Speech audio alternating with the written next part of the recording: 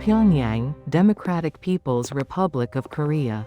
March 2024. The morning sun cast long shadows across Kim Il-sung Square as Ryu Seol-ah adjusted her crisp navy uniform in the mirror of her assigned apartment on Ryomyong Street.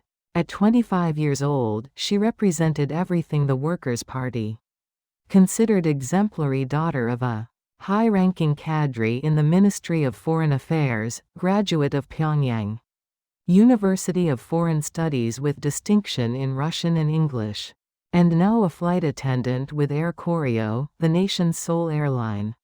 Her reflection showed a young woman whose external perfection masked an internal earthquake that had been building for 3 years. Ever since her first international flight to Vladivostok in April 2021. The apartment itself told the story of privilege in a nation where such comfort remained a distant dream for most citizens.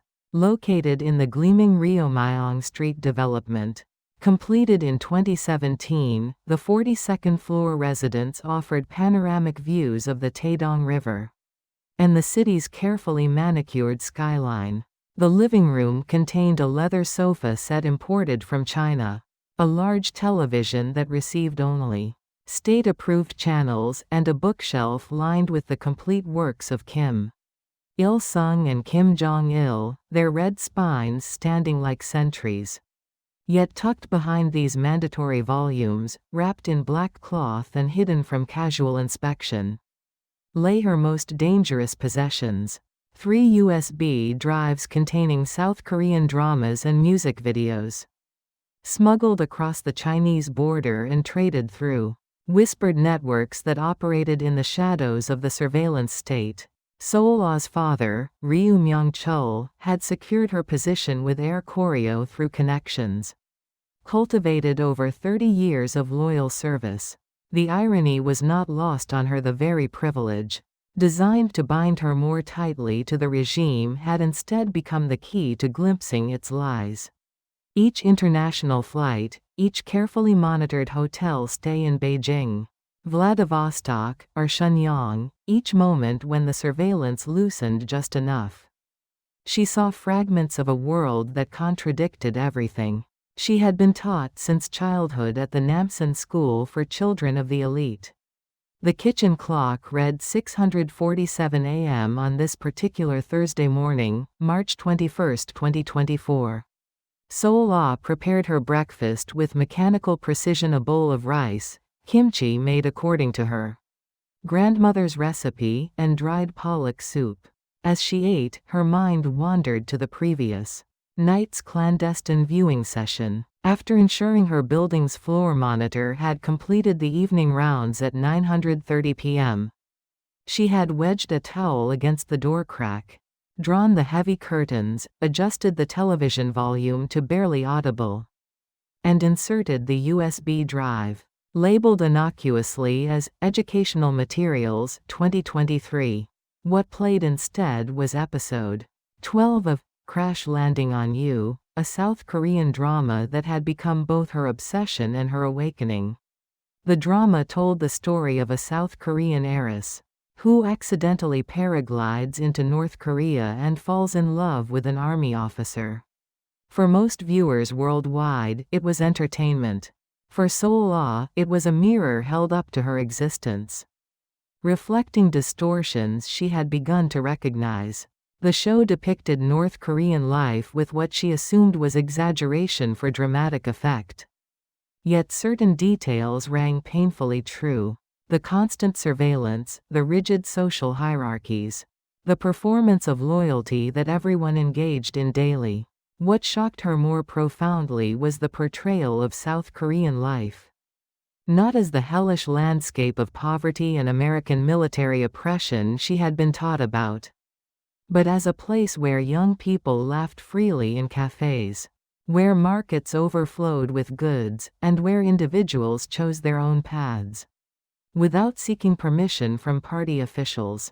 During her flight training at the Air Koryo Academy in 2020 and 2021, instructors had emphasized the sacred duty of representing the democratic People's Republic Abroad. Senior Captain Kim Song-hae, a woman of 53, who had served the airline for 28 years, delivered lectures on maintaining ideological purity while exposed to capitalist corruption. "You will see things that may confuse you," Captain Kim warned during a session in November 2020. Her stern face backlit by the projection screen, showing images of decadent Western airports, shopping centers filled with unnecessary luxuries, advertisements promoting individualism and greed, people who seem happy, but live empty lives serving the American empire. "Remember always that you carry the dignity of our nation. The great leader and dear leader sacrificed everything to build our socialist paradise. What you see abroad is a gilded cage, nothing more." Seol-ah had nodded with appropriate solemnity, as had the other 9 trainees in her cohort. They practiced the perfect bow, the precise angle of 45 degrees when greeting passengers. They memorized the correct responses to potential questions about their homeland. "Our people live in happiness and harmony, united under the wise guidance of the Supreme Leader." They rehearsed emergency procedures in the mock-up cabin, learned to serve the limited in-flight meals with grace, and studied the approved methods for deflecting conversations that might venture into prohibited political territory. Her first international flight departed Pyongyang Sunan International Airport on April 15, 2021, the Day of the Sun, celebrating Kim Il-sung's birthday. The destination was Vladivostok, a 4-hour journey across the sea to Russia's Pacific coast. Seol-ah remembered every detail of that morning, the pre-flight security briefing, where a state security department officer reminded them that they remained under observation, even abroad, the weight of her Navy uniform as she climbed the stairs to the Tupolev Tu-204 aircraft, the mechanical smile she maintained as passengers boarded, mostly Chinese businessmen and Russian traders, who had secured the rare permits for travel to the DPRK. The hotel in Vladivostok was the Hyundai Hotel, a mid-range establishment on Svetlanskaya Street, where Air Koryo crews stayed during their mandated 20-hour layovers. The delegation supervisor, a man named Pak Chul, who officially served as senior purser, but everyone understood was state security, assigned roommates carefully, pairing the crew members to ensure mutual surveillance. Seol-ah shared room 407 with Choi Min-ji, a fellow flight attendant 2 years her senior, whose father served in the Ministry of People's Security. They were meant to watch each other. That first evening in Vladivostok, April 15, 2021, after the mandatory crew dinner at a Korean restaurant, where Supervisor Pak reminded them to maintain revolutionary vigilance, Seol-ah lay awake in the unfamiliar hotel bed. Through the thin walls, she could hear Russian voices, laughter, and the sounds of a world that continued oblivious to the intense internal surveillance of the North Korean crew. Min-ji snored softly in the adjacent bed, exhausted from the flight. At 11:34 p.m., Seol-ah made her first small act of rebellion. She turned on the television, muted the volume almost completely, and flipped through channels. What she saw in those stolen moments fundamentally altered her understanding of reality. Russian news channels showed protests, people arguing freely with government policies. Entertainment channels broadcast music videos, with production values that made North Korean state media look primitive. A documentary about marine life played on the Discovery Channel, narrated in Russian, but with footage so crisp and vibrant, it seemed like viewing reality for the first time after years of looking through clouded glass. Then, channel surfing nervously, she stumbled upon Arirang TV, a South Korean channel available on Russian cable systems. The program was a variety show, something innocuous and light. But what transfixed Seol-ah was not the content but the atmosphere. Young South Korean performers laughed with genuine ease, joked with each other in Korean that was simultaneously familiar and foreign, and used slang she didn't understand but somehow felt in her bones. The studio audience clapped and cheered without the synchronized uniformity of North Korean public gatherings. These were people who looked like her, spoke her language, albeit with different accents and vocabulary, yet inhabited an entirely different universe of experience. When a male performer made a gentle joke about a politician, the audience laughed rather than gasping in horror. Seol-ah watched for perhaps 8 minutes before panic overwhelmed curiosity, and she switched off the television, her heart pounding so hard she feared it might wake Min-ji. Sleep eluded her that night. She lay in the dark of room 407, listening to the sounds of Vladivostok through the double-paned windows, traffic, distant sirens. The normal sounds of a city at night. In Pyongyang, the nights were silent, except for propaganda broadcasts from outdoor loudspeakers. Here, life continued around the clock. The contrast seemed symbolic of something larger, though she couldn't yet articulate what. Over the following 3 years, from April 2021 to March 2024, Seol-ah's international flights became a form of education that no ideological training could suppress. She flew the routes Air Koryo maintained with stubborn persistence despite international sanctions. Pyongyang to Beijing, Pyongyang to Vladivostok, occasionally Pyongyang to Shenyang. Each trip offered fragments of the outside world.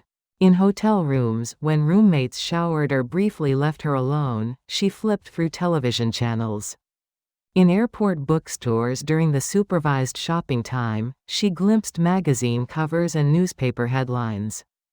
During layovers, when the crew walked through city streets under Supervisor Park's watchful eye, she observed ordinary life couples holding hands without looking over their shoulders, street vendors arguing with customers without fear, children playing in parks where no portraits of leaders presided. The USB drives entered her life in September 2022, during a layover in Beijing. The crew stayed at the Jeongwo Hotel, a 3-star establishment near the Embassy District. On September 17, 2022, Seol-ah and Min-ji were granted 2 hours of free shopping time to purchase personal items, accompanied loosely by Supervisor Park, who trailed behind them at a distance that maintained surveillance while creating an illusion of freedom. They visited a department store on Jongwomanhwai Avenue, browsing cosmetics and clothing. In the cosmetics section, while examining lipsticks, a woman of perhaps 35, ethnically Korean but dressed in modern Chinese fashion, approached Seol-ah. Speaking in low Mandarin that switched to Korean when Seol-ah responded, the woman said quickly, "I recognize your uniform. My mother defected in 2016. If you're interested in what life is really like outside, take this." She pressed something small into Seol-ah's hand, then disappeared into the crowded store before Seol-ah could react. The object was a USB drive, barely larger than her thumbnail, black and nondescript. Seol-ah's first instinct was to report it immediately to Supervisor Park. Possessing unauthorized foreign media carried sentences ranging from years in labor camps to execution, depending on the content and the political climate. Her hand trembled as she held the drive, hidden in her closed palm. Min-ji was examining face creams 2 meters away. Supervisor Park was browsing men's watches across the aisle. Security cameras dotted the ceiling. Yet something, perhaps the accumulated weight of 3 years of glimpsed truths, made Seol-ah slip the drive into her pocket instead of calling for the supervisor. That night, back in Pyongyang, in her apartment's carefully swept living room, where she had already checked for listening devices using techniques learned from whispered conversations with other flight attendants, Seol-ah connected the USB drive to her television using an adapter purchased months earlier for educational purposes. The drive contained a folder labeled Family Photos that opened to reveal 12 video files. The first was episode 1 of Crash Landing on You. Watching that first episode on September 19, 2022, from 10:15 p.m. to 11:27 p.m., Seol-ah experienced something akin to a religious conversion, except instead of finding faith, she lost it. The drama's production values exceeded anything North Korean cinema produced. The story was compelling, funny, and romantic, but what devastated her carefully constructed worldview was the incidental background detail. South Korean life appeared not as propaganda promised, the masses starving under American occupation, but as a society of abundance, choice, and individual freedom. People changed jobs freely, traveled for pleasure, argued with authority figures without disappearing, chose their own romantic partners, and dreamed their own dreams. Over the following months, Seol-ah acquired 2 more USB drives. Through carefully cultivated connections in the shadow network that existed among certain flight crews and trusted contacts in Pyongyang's elite circles. The second drive came from a university friend whose brother had returned from years of study in China. It contained South Korean music videos, K-pop performances by groups like BTS, Blackpink, and Twice. The third, acquired in January 2024, held documentaries about South Korean society programs about the education system, the healthcare system, and ordinary citizens discussing their lives and aspirations. Each viewing session was an exercise in terror and revelation. Seol-ah developed elaborate security protocols, checking the time of the floor monitor's rounds, ensuring her father was attending evening party meetings, wedging the door, muffling sound, keeping her phone in another room in case it was remotely activated as a listening device. She watched in fragments, never more than 1 episode per week, but each fragment widened the crack in her worldview. The cognitive dissonance became unbearable. By day, she performed her role flawlessly. She attended the mandatory self-criticism sessions at the airline, where crew members confessed minor ideological weaknesses and praised each other's revolutionary fervor. She participated in the collective study of the Supreme Leader's speeches, nodding at appropriate moments, taking notes in her regulation notebook. She smiled with perfect warmth at passengers, served meals with grace, and embodied the image of socialist femininity that the state demanded. Her performance reviews consistently rated her exemplary in ideological consciousness and professional dedication. By night, alone in her apartment, she lived in a different reality. The people she saw in South Korean dramas and variety shows, laughing in cafes, arguing about trivial matters, falling in love without seeking party permission, pursuing careers based on personal interest rather than state assignment. These people inhabited the same peninsula she did, spoke the same language, shared the same history until 1945. The division was political, not natural. The difference in living conditions was systemic, not inevitable. These truths, once recognized, could not be unrecognized. March 2024 marked a turning point. The accumulated weight of 3 years of secret viewing, 3 years of observing the outside world through airplane windows and hotel room televisions. 3 years of cognitive dissonance between her public performance and private knowledge, reached a critical mass. On March 8, 2024, International Women's Day, Seol-ah attended a celebration at the Pyongyang Grand Theater where model workers received commendations. A fellow flight attendant, Hong Yi-hee, received recognition for exemplifying socialist womanhood through tireless service to the people and unwavering loyalty to the Supreme Leader. Yi-hee was 27, beautiful, talented, and during a conversation in the bathroom 2 months earlier, had quietly mentioned she had once seen a South Korean drama on a smuggled phone. They never discussed it again, both understanding the danger, but in that moment of recognition, Seol-ah saw Yeon-hee's smile, perfectly maintained, and recognized her own face in that performance of contentment. That night, March 8, 2024, Seol-ah made her decision. She would escape. The realization arrived not as a dramatic revelation but as a quiet certainty, like finally acknowledging an illness one has long ignored. Staying meant a lifetime of performance, of slowly suffocating under the weight of lies, of raising children. To internalize the same propaganda that had imprisoned her mind for 25 years. Leaving meant risking death, but also offered the possibility of living as herself, whoever that person might be in a free society. The practical considerations were daunting. North Korean citizens could not simply travel abroad. Every international trip was monitored, and every crew member was watched. But Seol-ah possessed advantages that ordinary citizens lacked. Her position with Air Koryo provided legitimate reasons for international travel. Her elite background meant security services would be slower to suspect her. Her language skills, fluency in Russian and English, would help once she escaped. Most importantly, she had studied the patterns of surveillance during dozens of layovers, understood when and where the oversight relaxed slightly, and knew which hotels had security protocols that might be exploited. The research began in earnest.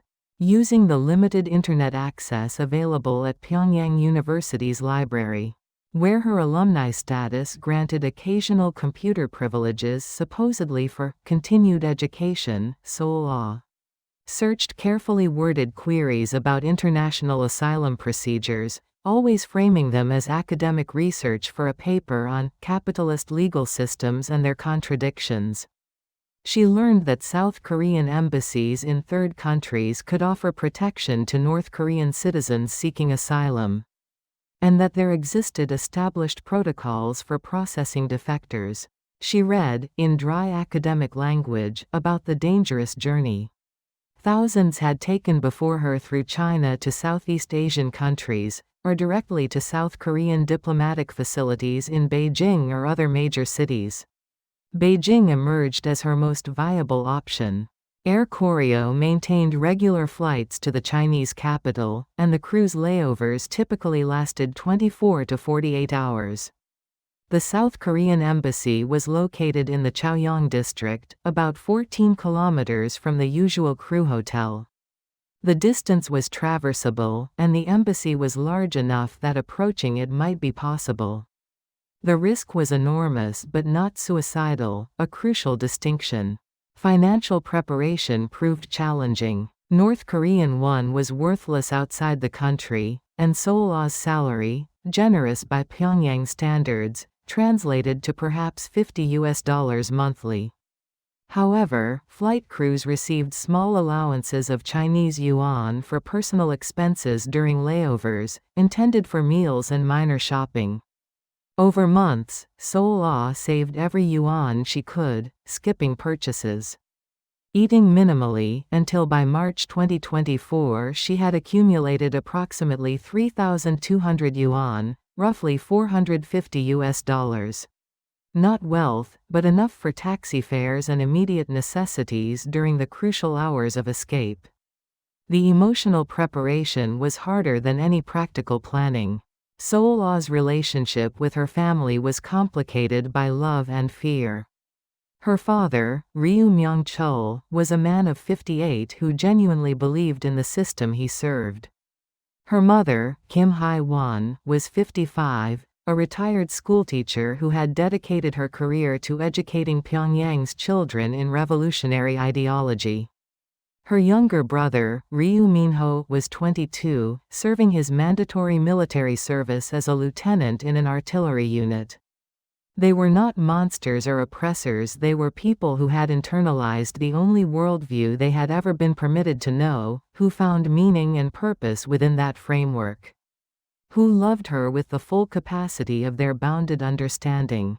Defection would destroy them. The state's policy of guilt by association meant her family would face immediate investigation, possible imprisonment. Certainly social degradation and loss of privilege. Her father's career would end in disgrace. Her mother might be sent to re-education camps. Her brother's military career would be ruined. This knowledge weighed on Seol-ah like a physical burden, made worse because she could not explain, could not tell them she was leaving, not because she hated them, but because she had glimpsed a truth they remained unable to see. On March 20, 2024, the day before this story's opening, Seol-ah had dinner with her family at her parents' apartment on Munsu Street, a slightly older but still prestigious development near Munsu Water Park. Her mother prepared kimchi jjigae, her father's favorite.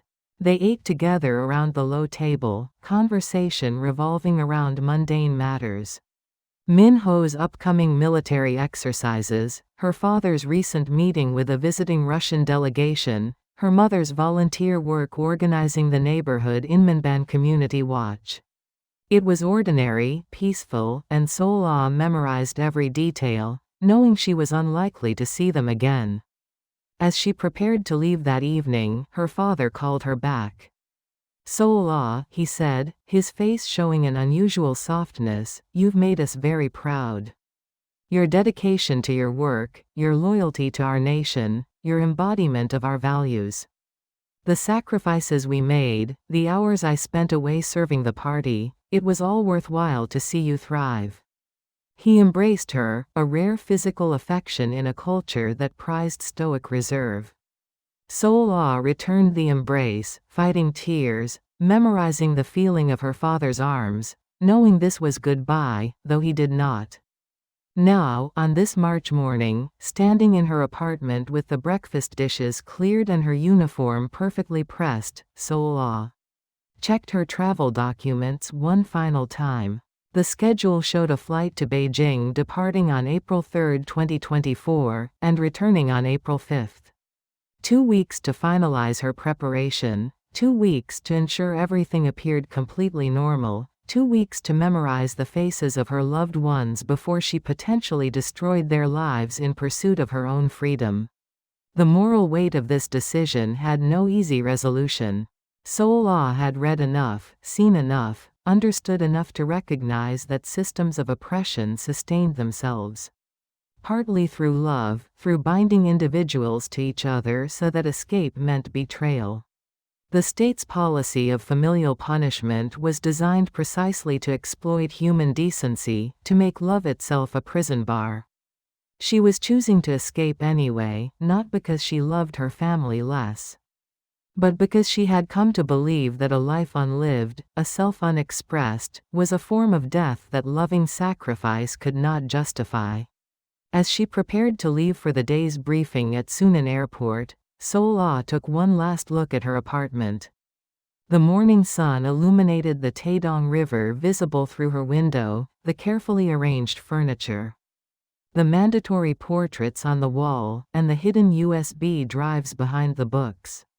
In 2 weeks, if her plan succeeded, she would never see this place again. The thought brought not regret but a strange lightness, as if she could already feel the weight of performance beginning to lift. The crack in her perfect world had become a chasm, and she was preparing to leap across, into whatever waited on the other side. The flight schedule called her forward. History called her forward. The glimpse of an authentic existence called her forward. In 14 days, Ryu Seol-ah would board a plane to Beijing with no intention of returning. But today, she would smile perfectly, bow at the precise angle, and perform loyalty so flawlessly that no one would suspect the revolution occurring in her heart. Pyongyang Sunan International Airport, April 3, 2024, 5:42 a.m. The pre-dawn darkness still clung to the capital as Ryu Seol-ah's taxi approached Pyongyang Sunan International Airport. The driver, a man of perhaps 60 with the weathered face of someone who had survived the famine years of the 1990s, maintained the customary silence of someone who understood that unnecessary conversation invited scrutiny. The road from central Pyongyang to the airport stretched 24 kilometers north through landscapes that looked ethereal in the morning mist, the Taedong River reflecting the last stars, the silhouettes of apartment blocks giving way to agricultural cooperatives. The massive propaganda billboards emerging from the gloom with slogans praising the supreme leader's brilliance.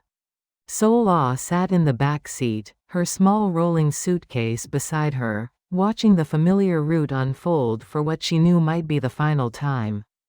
She had packed with meticulous care over the previous evening, April 2, 2024, in her apartment on Ryu Street.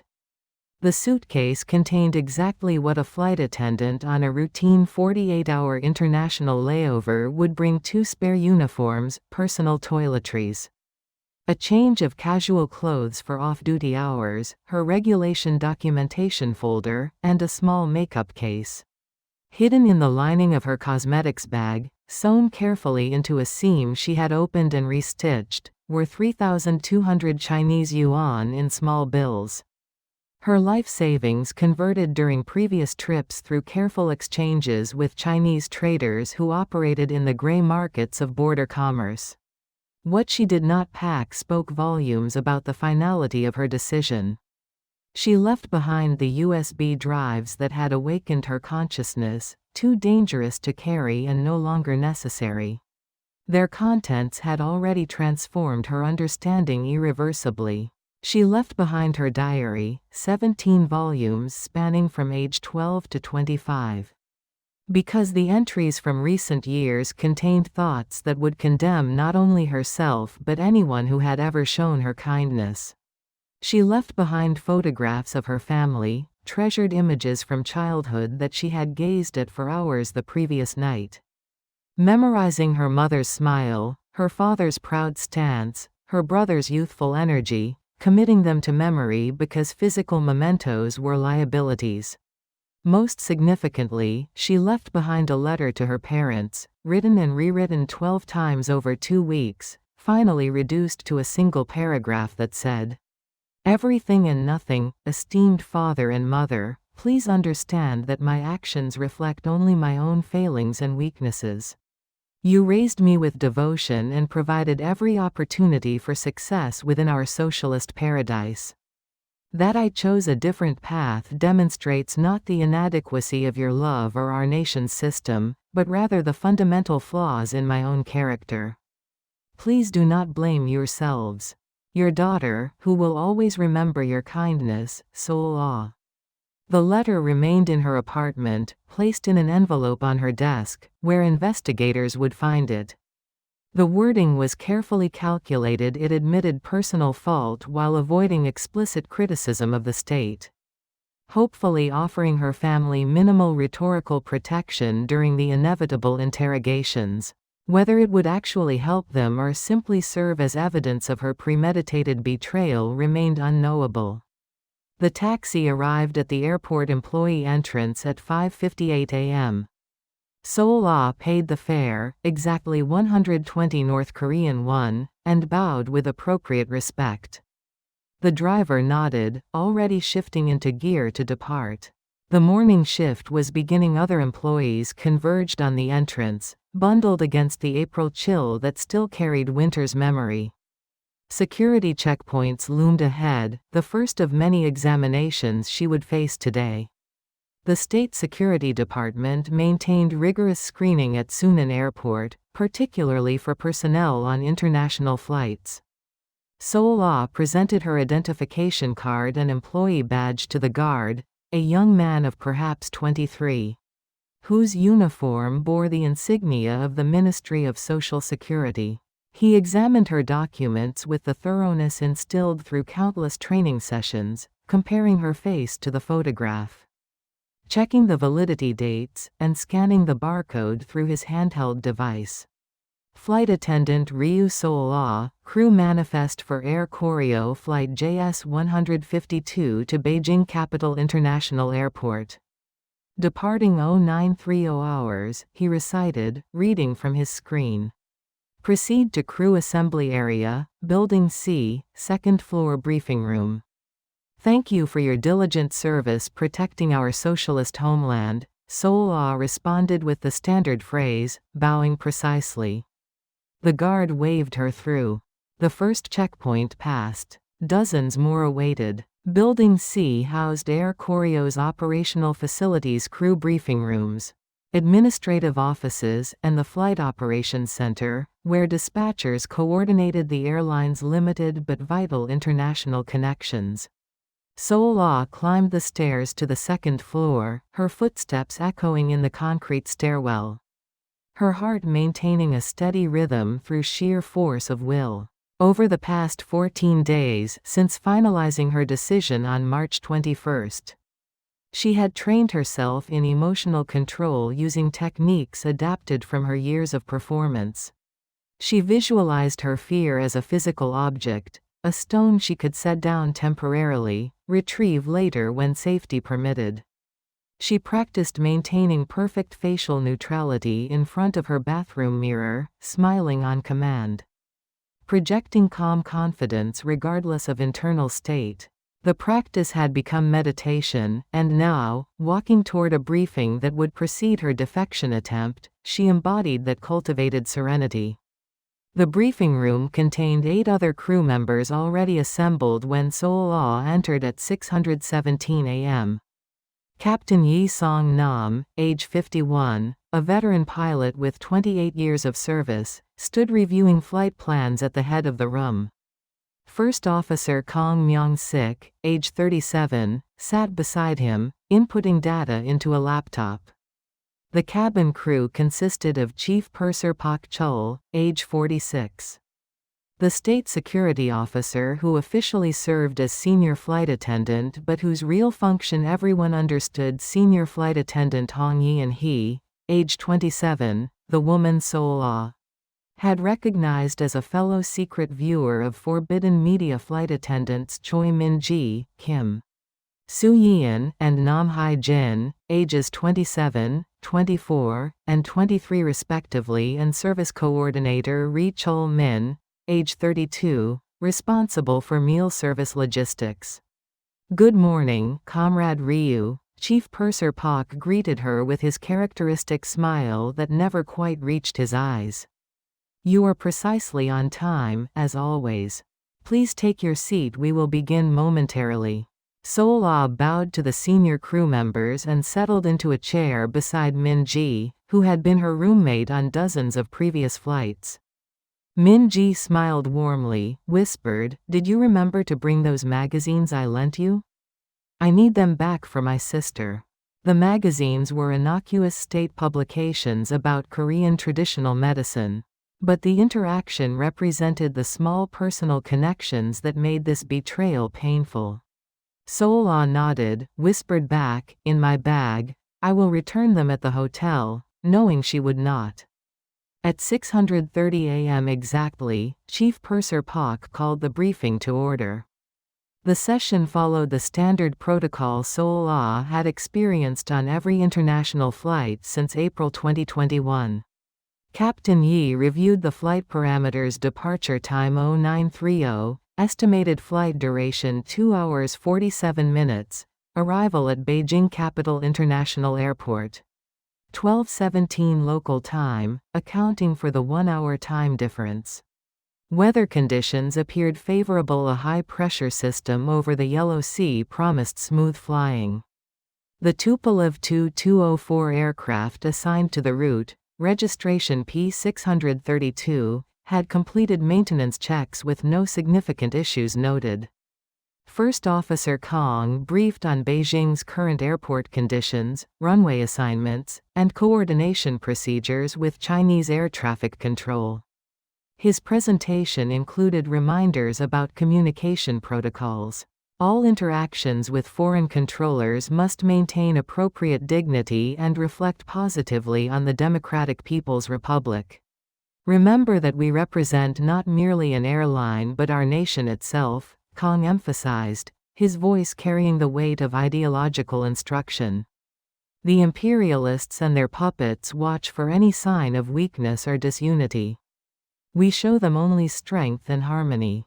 Chief Purser Pak then delivered the political briefing, the portion of pre-flight preparation that distinguished Air Koryo from airlines in ordinary countries. He began by reading a recent statement from the Supreme Leader regarding the importance of aviation in demonstrating the DPRK's technological advancement and socialist superiority. The statement, published in Rodong Sinmun on March 28, 2024, praised air transport workers as wings of revolution, carrying the spirit of our self-reliant nation across the skies. Pak read with appropriate reverence, pausing at meaningful phrases to allow their significance to resonate. Then came the security briefing, the section that always made Seol-ah's nerves tighten even before she had contemplated defection. During our layover in Beijing, Pak announced, consulting his notes, crew members will remain together for all activities except personal rest in assigned rooms. Free time will be granted tomorrow, April 4, from 1400 to 1800 hours for shopping and recreation, with standard protocols in effect. Remember that foreign intelligence services actively seek to recruit or compromise our citizens abroad. Remain vigilant, report any suspicious approaches, and maintain ideological clarity. The decadent materialism of capitalist societies may seem attractive, but it is hollow prosperity built on exploitation and imperialism. Pak's eyes swept the assembled crew, lingering fractionally on each face. Seol-ah maintained perfect attentiveness, her expression showing appropriate seriousness. She had observed Pak across 3 years and dozens of flights, studied his patterns, and understood his methods. He was intelligent and dedicated, genuinely believing in his mission of protecting crew members from foreign subversion. He conducted his surveillance with professional thoroughness, noting who spoke with whom, observing spending patterns during shopping time, and monitoring for signs of ideological wavering. Yet he was also human, subject to routines and assumptions. He expected threats to come from external approaches. Foreign agents attempting recruitment, not from internal decisions made in solitary apartment rooms while watching forbidden media. His focus remained outward, watching for dangers approaching his charges, which created the possibility of danger arising from within. The briefing concluded at 7:43 a.m. with a collective recitation of the Air Koryo Service Pledge. We dedicate our labor to serving the people, protecting the nation, and glorifying the achievements of our socialism under the wise guidance of the Supreme Leader. We carry the dignity of the Democratic People's Republic wherever we fly, and return always with pride to our socialist homeland. Seol-ah recited the words she had spoken hundreds of times, each syllable now laden with irony and grief. She would carry the dignity of the DPRK to Beijing, but she would not return with pride to the socialist homeland. She would not return at all. Post-briefing procedures consumed the next 90 minutes. The crew proceeded to the uniform inspection area, where a supervisor examined each attendant's appearance with rigorous attention. Hair secured in regulation buns, makeup applied according to specified guidelines that emphasized natural beauty. Enhanced by socialist modesty, uniforms pressed and spotless, shoes polished, name badges properly positioned. Seol-ah passed inspection without comment, as she always did. Her external perfection had become second nature, a protective coloration that allowed internal deviation to remain hidden. At 8:47 a.m., the crew boarded a shuttle bus for the short drive across the tarmac to where P-632 waited at Gate 7. The Tupolev Tu-204, a Russian-designed aircraft produced under license in Kazan and delivered to Air Koryo in 2012, bore the airline's distinctive livery white fuselage with blue and red cheat lines, the national emblem displayed prominently near the forward door. The aircraft could seat approximately 210 passengers in its standard configuration.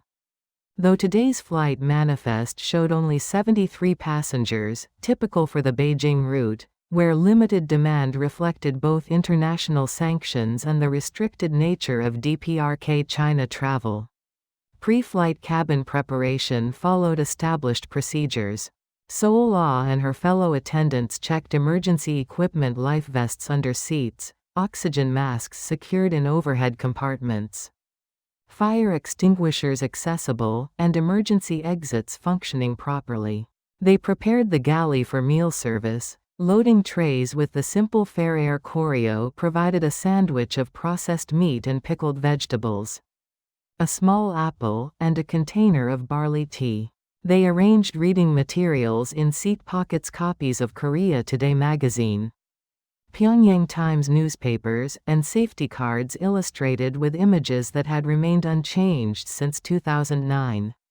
At 9:03 a.m., passengers began boarding.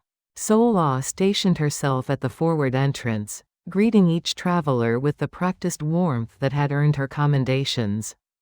The passenger manifest reflected the limited nature of DPRK international travel. 38 Chinese nationals, mostly businessmen involved in approved trade, 15 North Korean officials on government missions, 12 Russian tourists who had secured rare permits, 5 diplomats from friendly nations, and 3 ethnic Korean Chinese visiting relatives.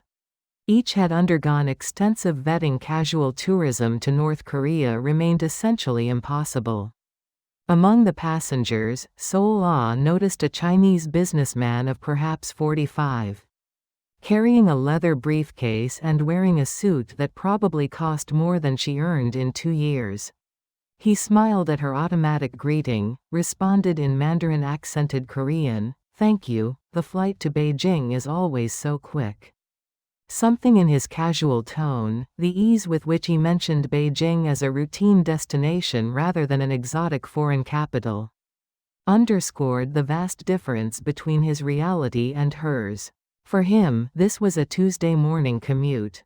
For her, it was the beginning of an escape attempt that would either end in freedom or death. By 9:28 a.m., all passengers were seated, luggage stowed, seatbelts fastened. Chief Purser Pak completed his final cabin inspection, communicating clearance to Captain Yi in the cockpit. The aircraft's engines, 2 Avid Vigital PS90A turbofans, began their startup sequence, the familiar whine building to a steady roar. Seol-ah took her jump seat in the forward cabin, secured her harness, and assumed the position for takeoff.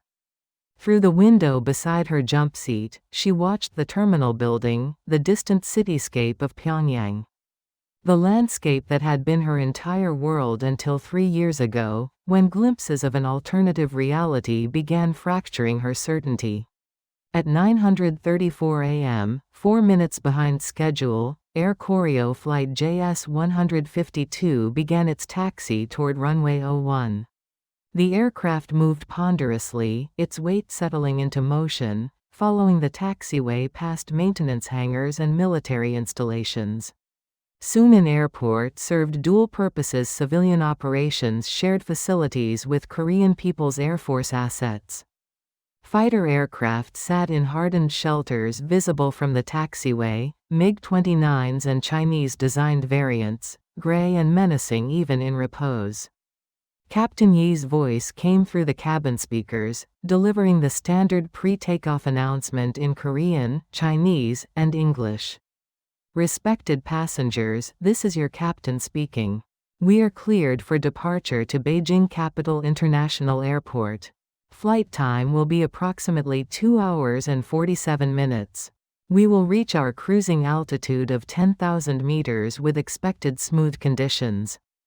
The crew will serve refreshments once we reach cruising altitude. Thank you for choosing Air Koryo, and we wish you a pleasant journey." The aircraft reached the runway threshold, pivoted into position, paused momentarily as Captain Yi received final clearance from the tower.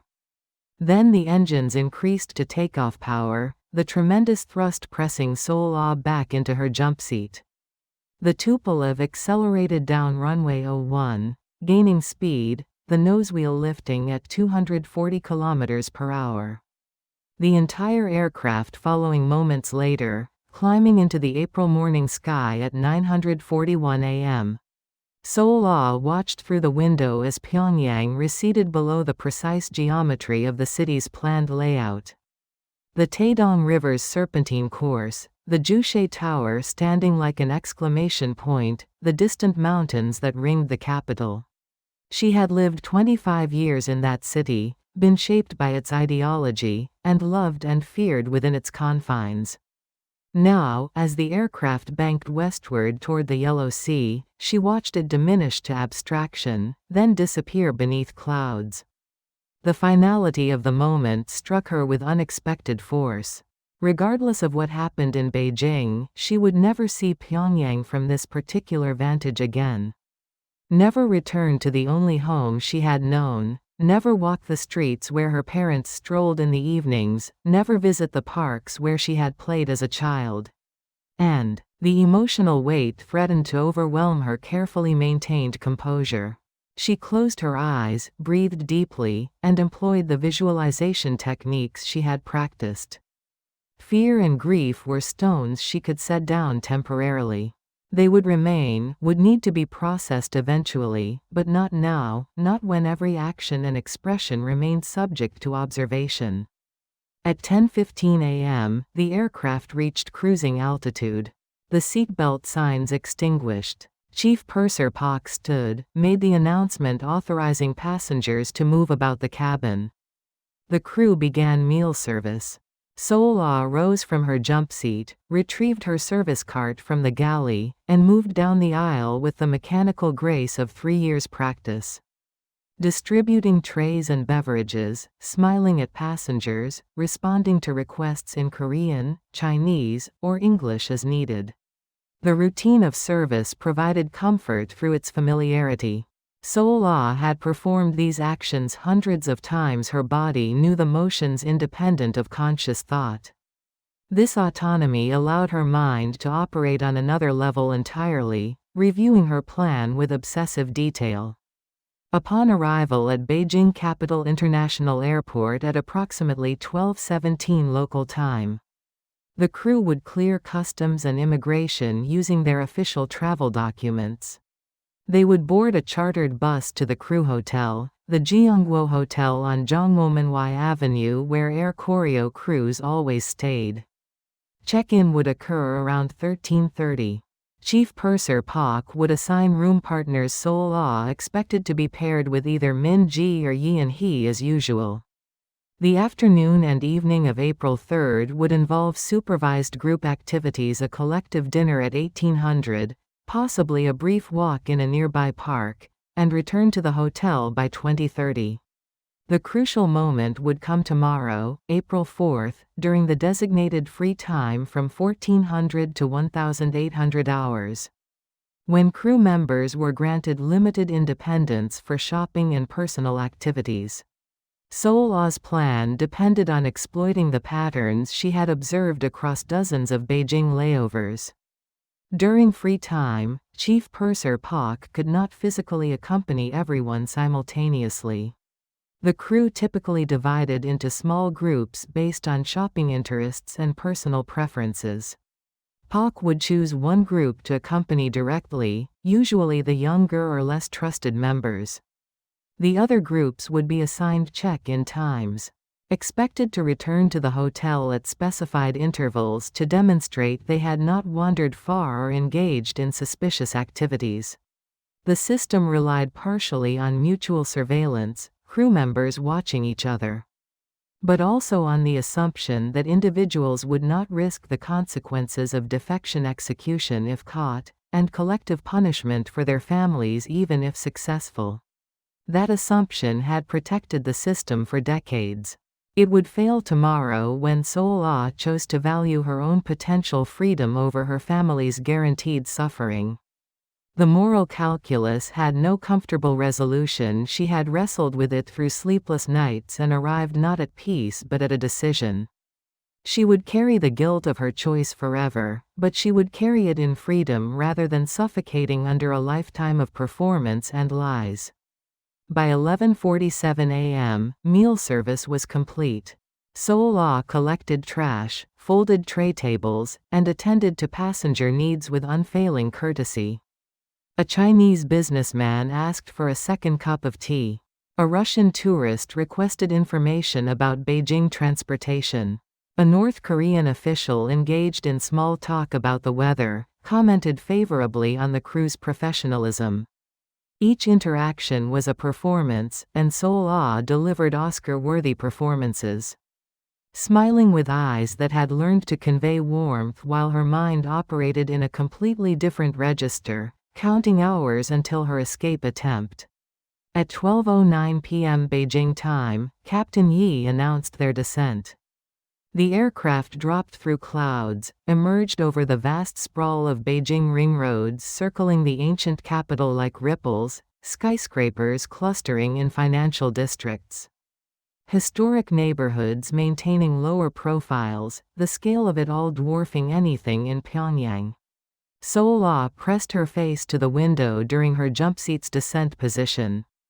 Watching the city rise to meet them, this place that would either become the site of her liberation or her capture. The Tupolev's wheels touched the runway at Beijing Capital International Airport at 12:21 p.m., 6 minutes behind schedule but within acceptable parameters. The aircraft taxied to the international terminal, Gate E37, designated for North Korean flights. As the engines spooled down and passengers began collecting their belongings, Seol-ah unbuckled her harness and stood, preparing to bid farewell to the travelers, performing until the last moment. Chief Purser Pak positioned himself at the exit door. Thanking each passenger personally, his eyes conducting final surveillance, always watching, always evaluating. 43 hours remained until the designated free time tomorrow when Seol-ah would attempt to reach the South Korean embassy. 43 hours of maintaining perfect performance, of embodying loyalty while preparing betrayal, of smiling with her colleagues. Who would face interrogation because of her actions, of existing in the excruciating space between two lives. She helped an elderly passenger retrieve overhead luggage, wished a Russian family pleasant travels in their language, and bowed deeply to the North Korean officials exiting. Each gesture was precisely calibrated, beyond reproach. As the last passenger departed and the crew began post-flight procedures, Hong Yi and he caught Seol-ah's eye briefly. A moment of connection between two women who had each glimpsed forbidden truths. Yi and he smiled, said nothing, and returned to checking seat pockets for forgotten items. Whether she suspected Seol-ah's intentions or simply recognized a kindred spirit trapped in performance, neither would ever know. Tomorrow, if Seol-ah succeeded, Yi and he would face intense questioning about what she had observed, whether she had noticed anything unusual. Seol-ah hoped desperately that her performance had been flawless enough to protect all her colleagues from suspicion of complicity. By 1:42 p.m., the crew completed immigration procedures and boarded their shuttle to the Jeongwo Hotel. Seol-ah sat beside Min-ji, gazing out the window at Beijing traffic. The chaotic energy of it, the thousands of vehicles moving with relative freedom compared to Pyongyang's sparse, controlled streets. Min-ji chattered about shopping plans for tomorrow, asking if Seol-ah wanted to visit a particular cosmetics store. Seol-ah agreed pleasantly, knowing she would never accompany Min-ji anywhere again. Would leave her roommate to face the investigators' questions about why she failed to notice Seol-ah's preparation. The hotel room, number 512, contained 2 beds, a small television, and a bathroom with reliable hot water. After check-in, after Pak's reminder about dinner at 1800 in the hotel restaurant, after Min-ji departed to visit another crew member's room, Seol-ah stood alone at the window looking out at Beijing's vast cityscape. Somewhere out there, approximately 14 kilometers away, stood the South Korean embassy. Tomorrow afternoon, she would attempt to cross that distance, to transform from prisoner to refugee in the space of a single desperate journey. Tonight, she would sleep fitfully beside Min-ji, maintaining cover. Tomorrow morning, she would smile through breakfast, attend any scheduled group activities, and demonstrate perfect normality. And tomorrow afternoon, when free time commenced at 1400 hours, Ryu Seol-ah would step into Beijing's streets with no intention of returning, carrying nothing but her resolve and 3,200 yuan sewn into her cosmetics bag, walking toward either freedom or death, finally choosing herself. Beijing, People's Republic of China. April 4, 2024, 1:47 p.m. The morning of April 4 had crawled by with agonizing slowness, each minute expanding like an eternity while Ryu Seol-ah maintained her performance of normalcy. Breakfast in the Jeongwo Hotel's dining room at 800 a.m. had been an exercise in acting. She consumed congee and steamed buns while engaging in light conversation with Hong Yi and He about the quality of Chinese breakfast compared to Korean cuisine. Laughing at appropriate moments, her hands steady around chopsticks despite the adrenaline coursing through her system. Chief Purser Pak had presided over the meal from the table's head position, occasionally interjecting comments about the day's planned activities. His surveillance instinct never fully dormant even during mundane moments. The morning's scheduled group activity, announced by Pak over breakfast, was a visit to the silk market. A shopping complex popular with tourists located conveniently close to the embassy district, though Seol-ah dared not mention this geographic coincidence. The entire crew departed the hotel at 10:15 a.m. in a chartered van, arriving at the market by 10:47 a.m. after navigating Beijing's notorious traffic. The next 2 hours were spent browsing stalls selling silk scarves, jade jewelry, knockoff designer handbags, and electronics of questionable authenticity. Seol-ah purchased a small silk scarf for her mother. A gesture both genuine and heartbreaking. She would never present this gift in person, but when investigators eventually examined her hotel room and found the wrapped package, it might serve as evidence that she had seemed normal until the moment of defection, potentially offering minimal protection to her family by suggesting her decision was sudden rather than premeditated. Throughout the morning, Seol-ah observed Chief Purser Pak's patterns with the intensity of a prey animal studying a predator. He maintained visual contact with crew members but did not hover oppressively. His technique relied on strategic positioning and periodic check-ins rather than constant shadowing. At 11:23 a.m., while examining electronics at a vendor stall, Seol-ah noted that Pak stood approximately 15 meters away, engaged in conversation with Captain Yi, his attention momentarily elsewhere. The observation reinforced her analysis during free time this afternoon. There would be moments when surveillance gaps existed, brief windows when individual crew members might be unseen. Her plan depended on exploiting such a gap, extending it from seconds to hours, transforming momentary freedom into permanent escape. The crew returned to the hotel at 12:34 p.m. for lunch, another collective meal in the dining room.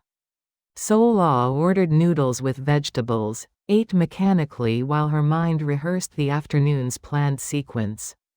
At 1:15 p.m., back in room 512, she told her roommate Choi Min-ji that she felt slightly fatigued and might rest briefly before the 2:00 p.m. free time commenced. Min-ji, ever considerate, offered to let Seol-ah nap undisturbed, said she would visit Yi and He's room to discuss shopping plans.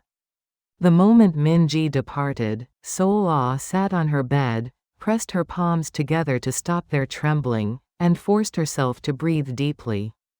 The room's digital clock displayed 1:19 p.m. 41 minutes until free time began. 41 minutes until she would attempt to cross the threshold between two lives. Seol-ah stood, moved to the bathroom, and examined herself in the mirror. She had dressed carefully this morning in civilian clothes appropriate for shopping: dark jeans, a plain navy blouse, a light jacket, and comfortable walking shoes. The outfit was deliberately unremarkable, designed to blend into Beijing crowds, to become invisible among millions. Her makeup was minimal, her hair pulled into a simple ponytail. She looked like any young Korean woman, ethnically ambiguous enough that she might be Chinese Korean, South Korean, or from any of the diaspora communities scattered across Northeast Asia. From her luggage, Seol-ah retrieved the cosmetics bag where 3,200 yuan remained sewn into the lining. She carefully extracted the bills, counted them one final time, then distributed them across multiple pockets. 1,000 yuan in her jeans pocket, 1,200 yuan in her jacket's inner pocket, 1,000 yuan in her small crossbody purse. The distribution ensured that losing one pocket's contents would not leave her completely without funds.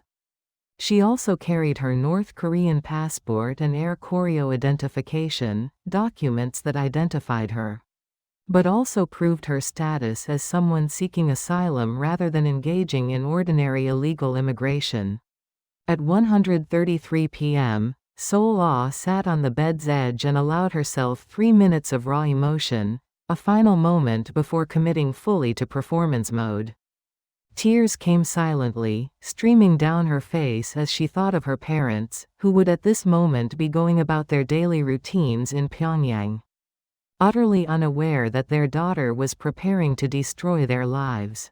Her father might be at his office in the Ministry of Foreign Affairs, reviewing documents, attending meetings, serving the state with the dedication that had defined his existence. Her mother was probably at home, perhaps preparing dinner, maybe visiting with neighbors, engaging in the community activities that structured her days. Her brother Minho would be at his military posting, conducting drills, studying artillery tactics, embodying the soldiers' discipline that their family valued.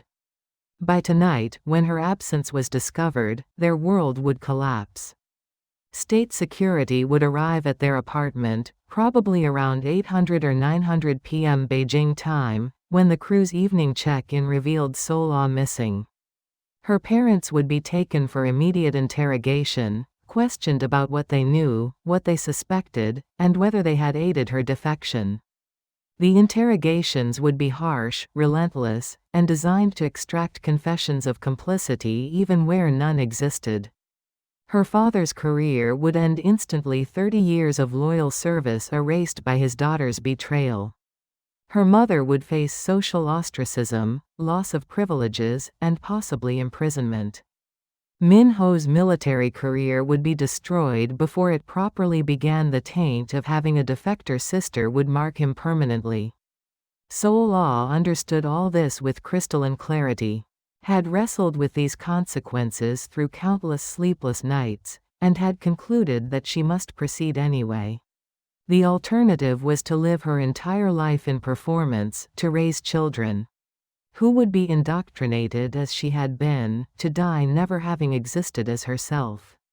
She had weighed her family's certain suffering against her own potential liberation and found that she could not sacrifice her only life, the one existence she would ever have, even for love. The guilt would be permanent, but she would carry it in freedom. At 1:36 p.m., she wiped her tears, reapplied minimal makeup to conceal that she had been crying, and studied her reflection once more. The woman looking back showed no emotion, perfect neutral pleasantness. The performance was ready. At 1:58 p.m., Seol-ah exited room 512, descended to the lobby, where crew members were gathering for the free time period. Chief Purser Pak stood near the main entrance, clipboard in hand, organizing the afternoon's arrangements. As Seol-ah approached, he smiled with his characteristic warmth that never quite reached his eyes. "Comrade Ryu, I hope you are rested. We are dividing into shopping groups. Several comrades wish to visit electronics markets in Zhongguancun, while others prefer the traditional markets near Wangfujing. What are your interests?" Seol-ah had prepared for this question, had crafted an answer that would place her in the most advantageous group. Chief Purser, I hope to visit bookstores in the Chaoyang district. There is a foreign language bookstore I read about that carries English literature. And I wish to purchase some materials to improve my language skills for better service to our passengers. The request was reasonable, aligned with her known dedication to professional development, and crucially, Chaoyang district contained the South Korean embassy. Though she obviously did not mention this. Pak consulted his notes. Choi Min-ji and Nam Hai-jin also expressed interest in that area. You three may go together. I expect you back at the hotel by 5:30 p.m. for check-in, then you will have until 7:00 p.m. before we gather for dinner. Is this understood? He made notations on his clipboard, recording who would be in which group, what time they were expected to return. Yes, Chief Purser, perfectly understood. We will return by 5:30 p.m. The lie emerged smoothly, automatically, just another sentence in a lifetime of necessary deceptions. At 2:07 p.m., Seol-ah, Min-ji, and Hai-jin exited the Jeongwo Hotel into the bright Beijing afternoon. The temperature had risen to approximately 18 degrees Celsius, pleasant spring weather with clear skies and light winds. The city thrummed with energy. Traffic flowed in seemingly chaotic patterns that somehow avoided constant collision, pedestrians. Crowded sidewalks and the ambient noise of urban China surrounded them. After the relative quiet of Pyongyang, where vehicle traffic remained sparse due to fuel shortages and limited private car ownership, Beijing's cacophony was simultaneously overwhelming and exhilarating. Should we take the subway or a taxi? Hai-jin asked, the youngest of the three at 23, still excited by foreign travel's novelty. The nearest subway station, Guomao, was a 10-minute walk north. Taxi would be faster, Seol-ah suggested, her voice casual though her heart accelerated. We can cover more ground, see more shops. Min-ji agreed, and they walked to the taxi stand in front of the hotel, where several vehicles waited for fares. At 2:14 p.m., they entered a red Beijing taxi, a BYD electric sedan with a driver of approximately 50 years who greeted them in Mandarin. Seol-ah responded in the same language. Giving the address of a legitimate foreign language bookstore in Chaoyang district she had researched during her planning. The bookstore, called Page 1, was located in a shopping complex. About 6 kilometers from the hotel, in the general direction of the South Korean embassy, though still 3 kilometers distant from it. The destination was plausible, within the acceptable range for their free time excursion. The taxi merged into traffic, navigating through Beijing's mid-afternoon congestion. Seol-ah sat in the back seat between Min-ji and Hai-jin. Maintaining light conversation about what books they hoped to find, whether English novels or language study materials. Through the window, she watched Beijing unfold modern office towers adjacent to older residential blocks, construction cranes dotting the skyline. Advertising billboards in Chinese characters and occasional English, the visual chaos of a major world city. Street signs passed, marking their progress Zhongwomenwai Avenue to Guanghua Road, moving deeper into Chaoyang district. At 2:31 p.m., the taxi arrived at the shopping complex containing Page 1 bookstore. Seol-ah paid the fare, 47 yuan, and the three women entered the building. The bookstore occupied the third floor. They took an escalator up, emerging into a space vastly larger and better stocked than any bookstore in Pyongyang. Shelves stretched in organized rows, containing thousands of titles in Chinese, English, and other languages. Western novels Seol-ah had only read about in censored summaries that were openly available. Political works critical of various governments, including books about North Korean defectors and human rights situations, occupied entire sections. Though Seol-ah carefully avoided drawing attention to them. For approximately 40 minutes, the three women browsed genuinely. Seol-ah selected 2 English novels, classics by Jane Austen and Charles Dickens. That seemed innocuous enough to avoid raising suspicions, books she could theoretically carry back to Pyongyang. Min-ji examined language learning materials. Hai-jin flipped through illustrated books about Chinese culture. At 3:14 p.m., Seol-ah made her move, the carefully planned sequence she had rehearsed mentally dozens of times. "I need to use the restroom," she announced casually to her companions. "I will meet you back here in a few minutes." Min-ji nodded absently, absorbed in comparing grammar textbooks. Hai-jin was examining a display of decorative bookmarks. Seol-ah walked toward the signs indicating restroom facilities, her pace unhurried, her expression neutral. The restroom was located in the building's corridor outside the bookstore proper. Seol-ah entered, confirmed she was alone, and locked herself in a stall. Her heart pounded so violently she could feel it in her throat. This was the moment, the irrevocable choice. Once she left this building without returning to her companions, there would be no walking back the decision, no way to undo what came next. She sat on the closed toilet lid, pressed her hands together, and allowed herself 30 seconds of pure terror. Then she stood, exited the stall, washed her hands with meticulous care, and studied her reflection one final time. The woman in the mirror looked calm, purposeful.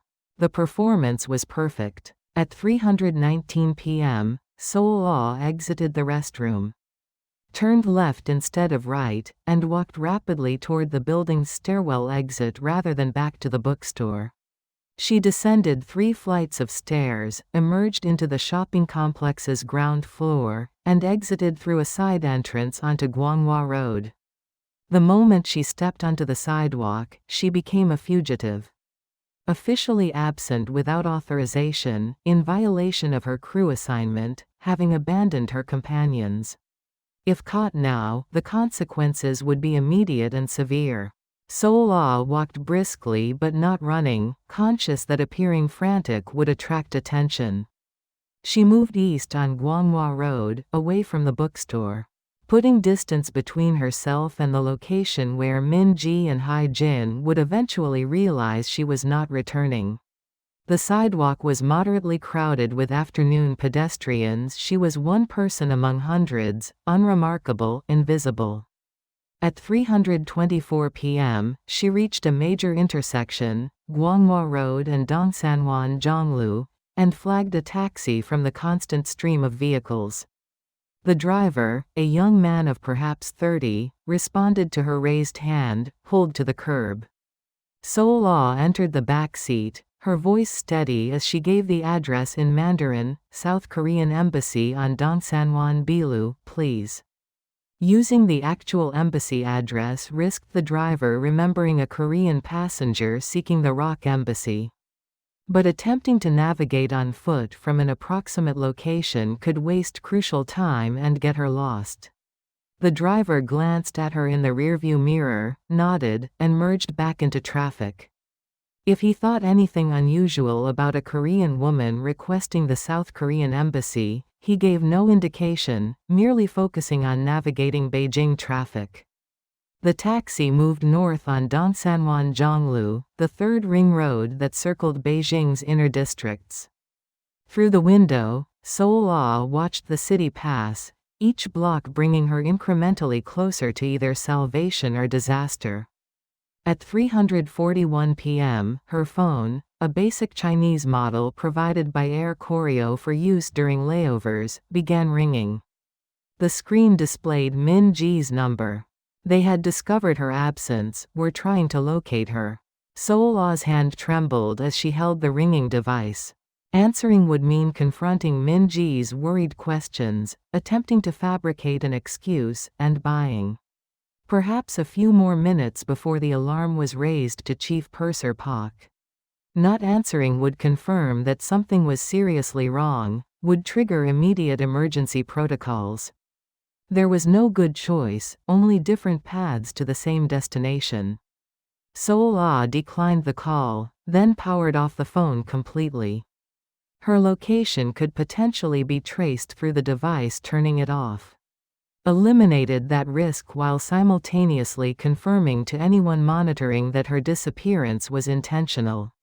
The taxi continued north, traffic moderately heavy but flowing steadily. Seol-ah forced herself to breathe, to maintain external calm while her internal state approached panic. By now, 3:43 p.m., Min-ji would be frantically conferring with Hai-jin. They would be searching the bookstore and surrounding areas, and would probably call again and reach the voicemail of a powered-down phone. Within minutes, they would have no choice but to inform Chief Purser Pak that Ryu Seol-ah had disappeared. Pak would immediately recognize this not as an accident or simple loss of way but as potential defection.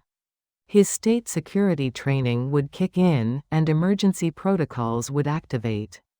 At 3:51 p.m., the taxi exited Dongsanwan Bilu, turned onto a smaller road leading into an embassy neighborhood. Large modern buildings behind security walls began appearing, with national flags identifying diplomatic compounds. The Pakistani embassy is on the left. The Romanian embassy on the right. Each flag represented a sovereign nation, a fragment of the international system that existed beyond North Korea's isolation.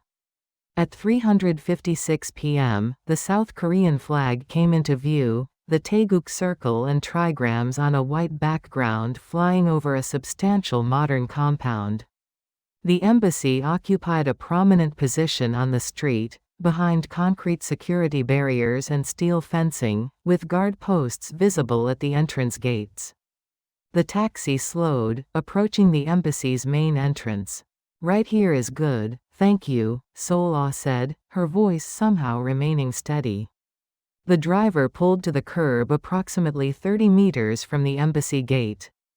Seol-ah paid the fare, 73 yuan, and exited the vehicle. As the taxi pulled away, she stood alone on the Beijing sidewalk. Facing the embassy entrance, separated from asylum by 30 meters of pavement and the most consequential decision of her life. Chinese pedestrians walked past, oblivious to her crisis. Traffic continued its flow. The world carried on, indifferent to the personal apocalypse occurring in this specific moment. Seol-ah's legs felt unsteady, her vision narrowed, and the physical symptoms of extreme fear manifested despite her attempts at control.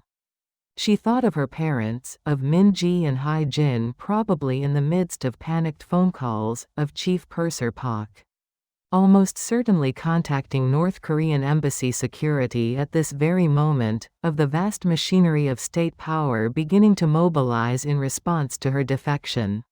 Then she thought of the woman in the South Korean drama, laughing freely in a Seoul cafe, choosing her own path, living as herself. She thought of the 3 years of secret viewing, the accumulation of forbidden knowledge, the slow fracturing of her indoctrinated worldview. She thought of the choice between a lifetime of performance and the possibility of authentic existence. At 4:03 p.m. Beijing time, April 4, 2024, Ryu Seol-ah began walking toward the South Korean embassy gate. Her steps were steady, purposeful. She covered the 30 meters in perhaps 20 seconds that felt like crossing an ocean. 2 Chinese security guards employed by the embassy watched her approach from their post. A South Korean diplomatic security officer stood inside the gate, visible through the bars. Seol-ah reached the gate, faced the security officer, and spoke in Korean, her voice breaking slightly but her words clear. "My name is Ryu Seol-ah. I am a citizen of the Democratic People's Republic of Korea. I am a flight attendant with Air Koryo. I have defected from my crew. I am requesting asylum in the Republic of Korea. Please help me." The security officer's expression shifted from routine boredom to sharp alertness in an instant. He spoke rapidly into a radio, then addressed her, "Please remain calm. Do not leave this position. Help is coming immediately." Within seconds, the gate began to open. Multiple security personnel emerged, surrounding her, creating a protective barrier. Firm but gentle hands guided her through the gate, into the embassy compound, across the threshold from Chinese territory to South Korean diplomatic soil. As the gate closed behind her with a definitive metallic clang at 4:05 p.m., Seol-ah's legs finally gave out. She collapsed to her knees on the concrete driveway, her entire body shaking uncontrollably, 3 years of accumulated tension releasing in convulsive sobs. Security officers supported her arms, their voices calm and professional, saying she was safe now, she had made it, she was protected. Through her tears, Seol-ah looked up at the South Korean flag flying overhead. The symbol of a nation she had been taught was an enemy puppet state, now representing her only hope of freedom.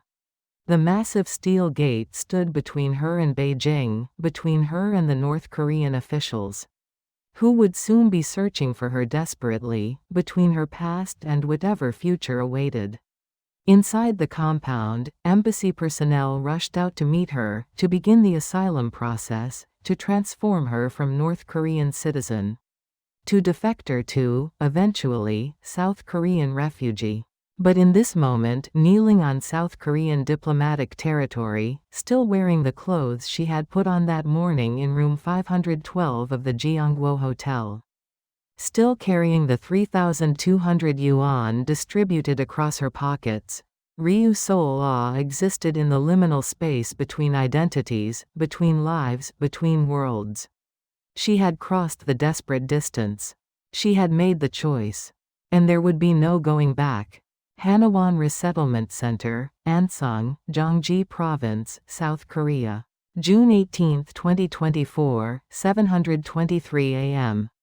The morning alarm sounded with a gentle electronic melody, so different from the aggressive loudspeaker. Announcements that had awakened Ryu Seol-ah every morning of her life in Pyongyang. She opened her eyes to the pale green walls of room 304 in Hanawon's residential building, the small dormitory space she shared with 3 other North Korean women who had arrived within days of her own admission on May 2, 2024. Sunlight filtered through curtains that she could open or close at will, a tiny luxury that still struck her as remarkable even after 6 weeks in South Korea. The freedom to control one's own curtains seemed absurd to consider significant. Yet it symbolized the countless small autonomies she had never possessed in her previous life. The journey from the South Korean embassy in Beijing to this resettlement center had consumed 28 days of bureaucratic processing, psychological evaluation, security debriefing, and physical transit. After her collapse at the embassy gate on April 4, she had been immediately escorted to a secure room where South Korean diplomatic officials began the formal asylum process. A consular officer named Park Jin-woo, a man of perhaps 45 with gentle eyes and professional demeanor, had sat across from her in an interview room and asked the questions that would determine her fate. Are you defecting of your own free will? Has anyone coerced or paid you to seek asylum? Are you acting as an agent of the DPRK government? Do you have information about security threats? Seol-ah had answered each question honestly, her voice still shaking from the adrenaline crash, explaining that she defected purely from personal desire for freedom.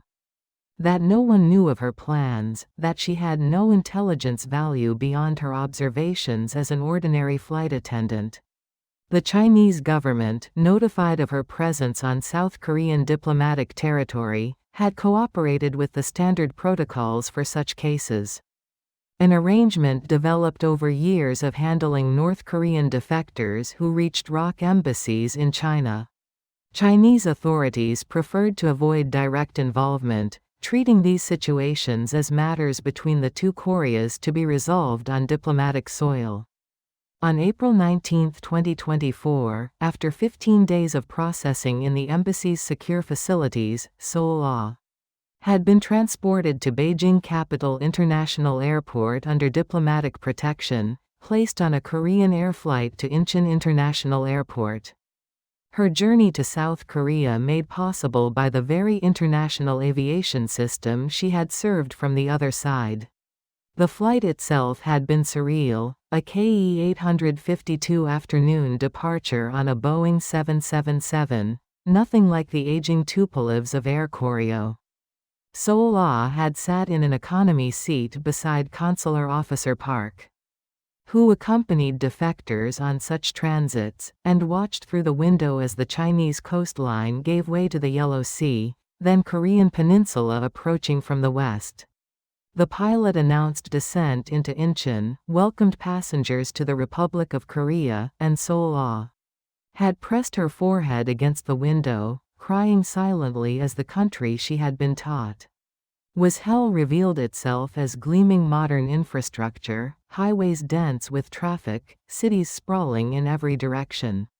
The aircraft touched down at 6:47 p.m. on April 19.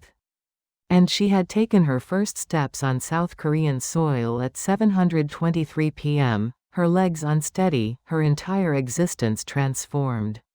Processing at Incheon had involved National Intelligence Service officials, who conducted preliminary debriefings in a secure facility within the airport complex. The interrogations, for that was what they were despite the officials' courteous professionalism, lasted 3 days.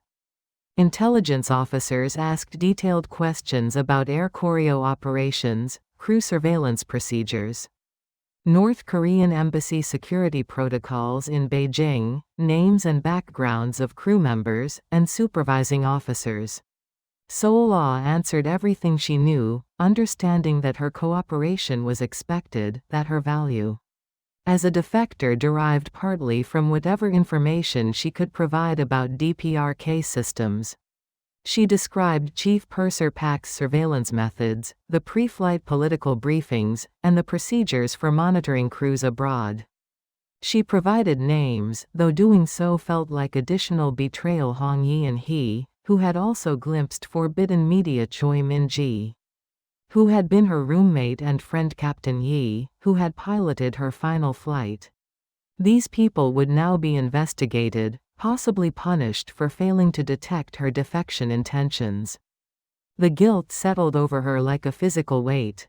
On April 22, 2024, Seol-ah had been transferred from Incheon to the National Intelligence Service's Resettlement Interrogation Center in Seoul, a nondescript building in Naegok-dong where more intensive debriefings occurred.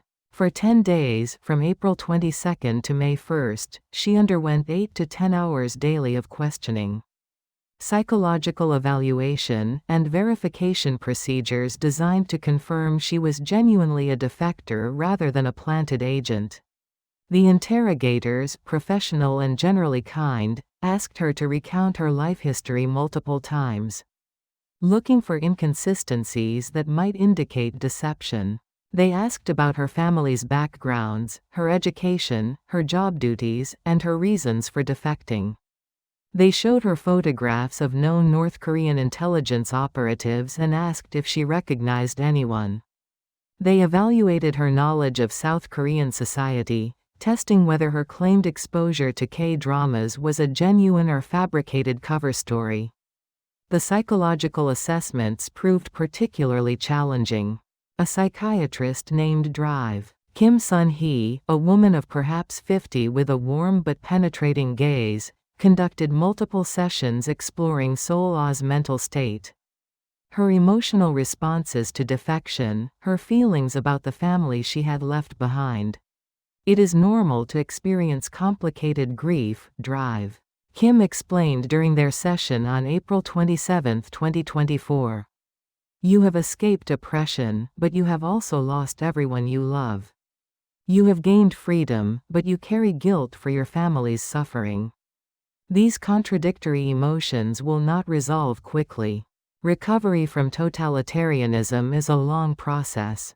Seol-ah had wept during that session, the first time she had truly allowed herself to cry since her collapse at the embassy gate, sobbing for her parents, who by now had certainly been interrogated, possibly imprisoned, definitely destroyed socially and professionally because of her choice. On May 2, 2024, having completed the initial security processing and been cleared as a legitimate defector rather than a potential spy, Seol-ah arrived at Hanawan, the residential facility where North Korean refugees underwent 12 weeks of intensive education and preparation for life in South Korean society.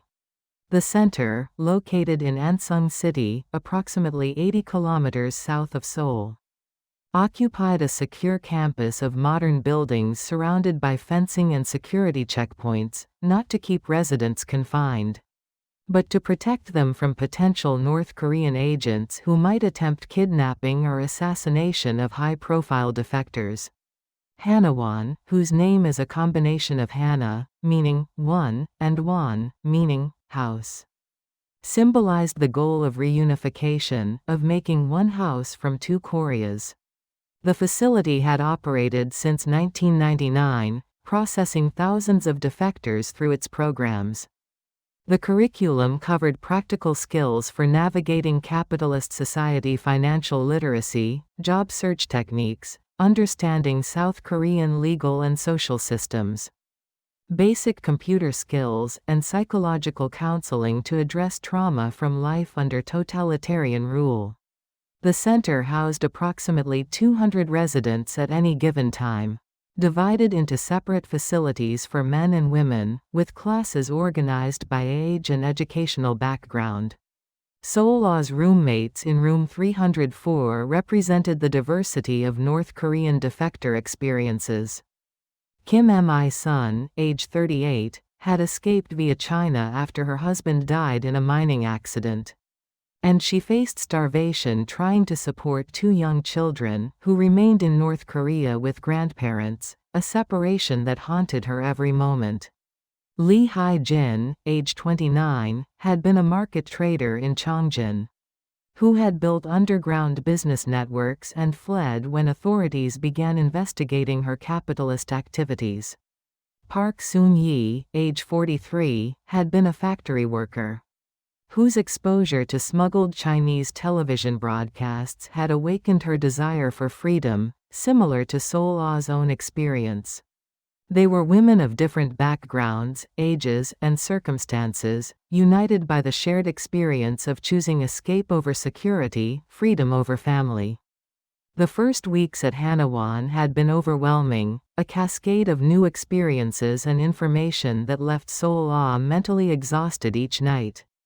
The orientation session on May 3, 2024, her first full day at the facility, had introduced her to the concept of the 12-week program structure. A counselor named Young Min-ho, himself a North Korean defector who had arrived in the South in 2016 and now worked helping others adjust, explained the schedule. You will attend classes 6 days per week from 900 a.m. to 500 p.m. Mondays and Wednesdays focus on practical life skills, understanding how to use banks, shop in supermarkets, navigate public transportation, and apply for jobs. Tuesdays and Thursdays cover South Korean history, political system, and social norms. Fridays are dedicated to mental health counseling and adjustment workshops. Saturdays involve field trips to help you experience South Korean society directly. Sundays are rest days for personal time. The initial classes on basic South Korean life had confronted Seol-ah with the staggering complexity of systems she had never encountered. On May 6, 2024, instructor Lee Young-soo, a patient woman of 52 who had taught at Hanawan for 8 years, led a session on grocery shopping in South Korean supermarkets. The class took a field trip to a nearby E-Mart, a massive retail complex that made Seol-ah feel physically dizzy upon entering. The store stretched in seemingly endless aisles, thousands of products in overwhelming abundance. Instructor Lee led them to the rice section as a starting demonstration, and Seol-ah had stood paralyzed before the display. Approximately 40 different varieties of rice, domestic and imported, white and brown and black, packaged in bags ranging from 2 kilograms to 20 kilograms, prices varying dramatically. How'd I choose? Seol-ah had asked, her voice small and confused. In Pyongyang, rice was distributed through the public distribution system in whatever variety and quantity the state provided. One did not choose rice, one received rice. The concept of evaluating 40 options based on price, quality, personal preference, and intended use was completely foreign. Instructor Lee smiled with understanding. She had witnessed this reaction hundreds of times. This is one of the most difficult adjustments defectors face, she explained. In the North, the state made most choices for you. Here, you must make countless choices every day. It feels overwhelming at first, but over time, you will develop decision-making skills and personal preferences. For now, I recommend this variety, a medium-priced domestic white rice, good quality for general use. She placed a 5-kilogram bag in Seol-ah's basket, and they moved on to vegetables, where another bewildering array of choices awaited. That evening, back in room 304, Seol-ah had sat on her bed and wept from sheer overwhelm. Her roommate, Park Soon-yi, further along in the adjustment process, having arrived 3 weeks earlier, sat beside her and shared her own experience. When I first went to a supermarket, I had a panic attack in the cereal aisle, Soon-yi admitted. 70 different cereals. I could not breathe. I left my basket and ran outside. The counselor had to help me understand that choice is not an attack, not a test with right and wrong answers. You are allowed to choose based on what you want, and if you choose wrong by your own judgment, you simply choose differently next time. This concept, that choices are experiments rather than permanent commitments with severe consequences, took me weeks to internalize. The financial literacy classes proved equally challenging. On May 13, 2024, instructor Kang Dong-won, an economics teacher who volunteered at Hanaewon, explained the South Korean banking system. Credit cards, loans, and personal financial management. Seol-ah listened with growing confusion as he described concepts utterly alien to North Korean economic life. Credit cards allow you to purchase items immediately and pay later, but charge interest if you do not pay in full each month. Interest rates typically range from 15 to 25% annually. You must manage credit responsibly to avoid debt accumulation. The entire framework of personal credit, of borrowing against future earnings, of interest, as the cost of borrowed money, existed outside Seol-ah's conceptual vocabulary. In North Korea, there were no personal credit cards, no consumer loans, and no concept of building credit history. Instructor Kang had distributed practice checkbooks and walked the class through writing checks, balancing accounts, and understanding monthly bank statements. Seol-ah made errors repeatedly, transposed numbers, and forgot to record transactions. The frustration built until she wanted to scream. She was 25 years old, university educated, fluent in 3 languages, yet she could not perform tasks that South Korean teenagers managed easily. The humiliation of incompetence at basic life skills felt crushing. The South Korean history and political system classes stirred different emotions, primarily anger at the decades of lies she had been taught. On May 20, 2024, instructor Oh Sung-min, a political science professor who lectured at Hanaewon Weekly, presented an overview of modern Korean history from 1945 to the present. His account contradicted virtually everything Seol-ah had learned in North Korean schools. The Korean War, which she had been taught was South Korean aggression, supported by American imperialists, was explained as a North Korean invasion of the South on June 25, 1950, backed by Soviet and Chinese communist support.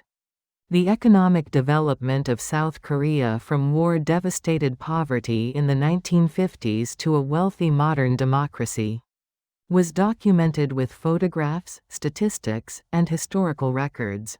The North's descent into totalitarian oppression under the Kim dynasty was traced through defector testimonies and leaked documents. Watching documentary footage of South Korea in the 1960s, poor and struggling, then the 1980s showing rapid industrialization, then the 2000s revealing a prosperous high-tech society, Seol-ah felt fury at the systematic deception that had shaped her worldview. Everything she had been taught was inverted. The paradise was hell and the hell was paradise.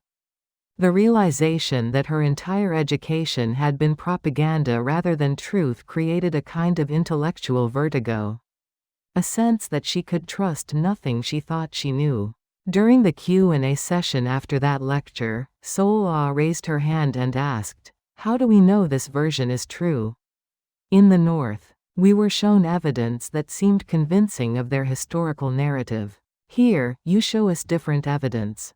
How do we know we are not simply being fed different propaganda? The question was genuine, reflecting her profound disorientation. Professor O had nodded with respect for the question. This is a sign of critical thinking, which is healthy. The difference is this: in a free society, you have access to multiple sources, including sources critical of the government. You can read North Korean propaganda materials if you wish, compare them to South Korean accounts, to international scholarly work, to primary documents. You can evaluate evidence yourself and reach your own conclusions. In North Korea, you had access to only one narrative, with no ability to compare or question. The difference between education and indoctrination is access to alternative perspectives and permission to think critically. The mental health counseling sessions, which occurred weekly with Dr. Yoon Mi Kyung, a trauma specialist who worked with Hanwon residents, addressed the psychological impact of defection and adjustment. During their session on May 27, 2024, Drive, Yoon explored Seol-ah's guilt regarding her family. "You carry responsibility that is not yours, Drive," Yoon explained gently. The North Korean system punishes families for individuals' choices as a control mechanism. Your family's suffering is the regime's choice, not your choice. You are not morally responsible for the actions of a totalitarian state. "But I knew what would happen," Seol-ah protested, tears streaming. "I knew my defection would destroy them, and I did it anyway. How is that not my responsibility? I chose my freedom over their safety. You faced an impossible choice created by an evil system, Drive." Yoon responded. "The regime constructs moral dilemmas where all options involve harm, precisely to paralyze people into inaction. Your choice was between betraying yourself, living an unlived life in service to lies, or betraying the system and accepting that the system would punish others. Neither option was acceptable, but you had to choose. Choosing self-betrayal for decades would not have actually protected your family. They would have lived unfree lives in an oppressive system, and you would have raised children into the same oppression.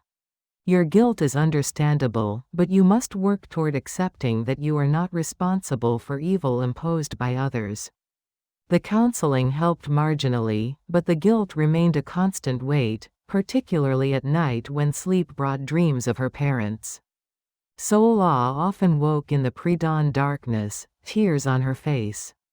Having dreamed of her mother calling her name or her father looking at her with disappointed eyes. Her roommates understood, having their own nightmares and grief.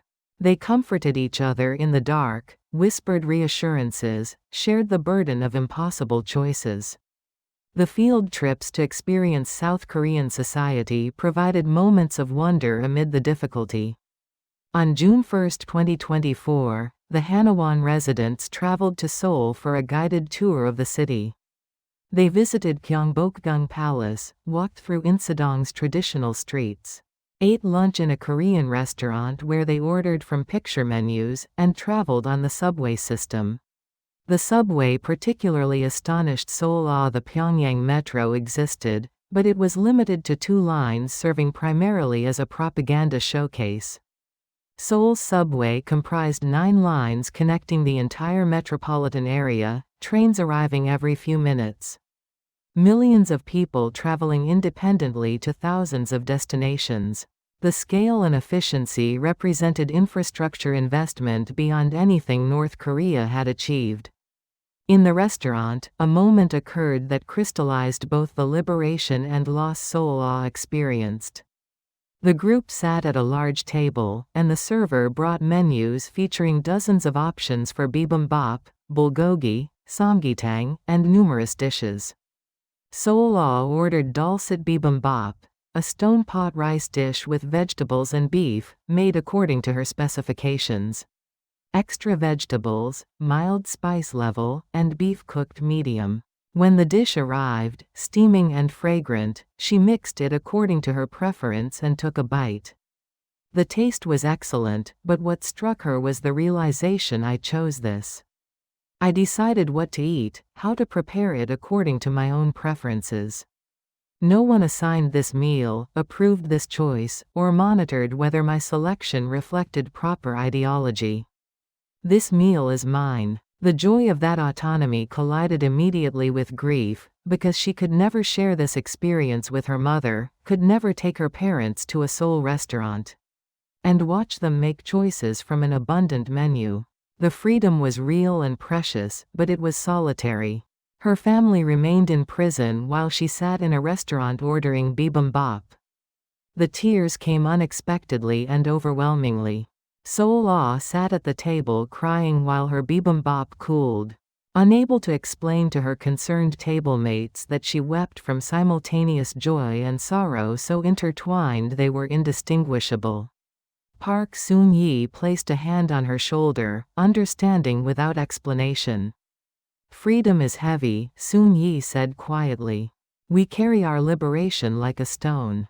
By mid-June 2024, as Seol-ah approached the completion of her 8th week at Hanawan, she had developed basic competency in navigating South Korean systems while remaining emotionally fragile and culturally overwhelmed. She could use ATMs, understand bus schedules, operate a smartphone, and compose a resume. But she still felt alien in this society that shared her language and ethnicity yet operated according to completely different principles. The individualism, the constant choices, the absence of surveillance, the casual criticism of government policies. The overwhelming abundance, all of it remained strange and occasionally terrifying. On June 15, 2024, career counseling sessions began, preparing residents for employment after graduation from Hanawan. A counselor named Kim Jae-yun met with Seol-ah to discuss her skills, interests, and potential career paths. "Your background is unusual," he noted, reviewing her file. "Most defectors lack higher education or professional skills. You have a university degree, language abilities, and aviation experience. This creates opportunities but also challenges."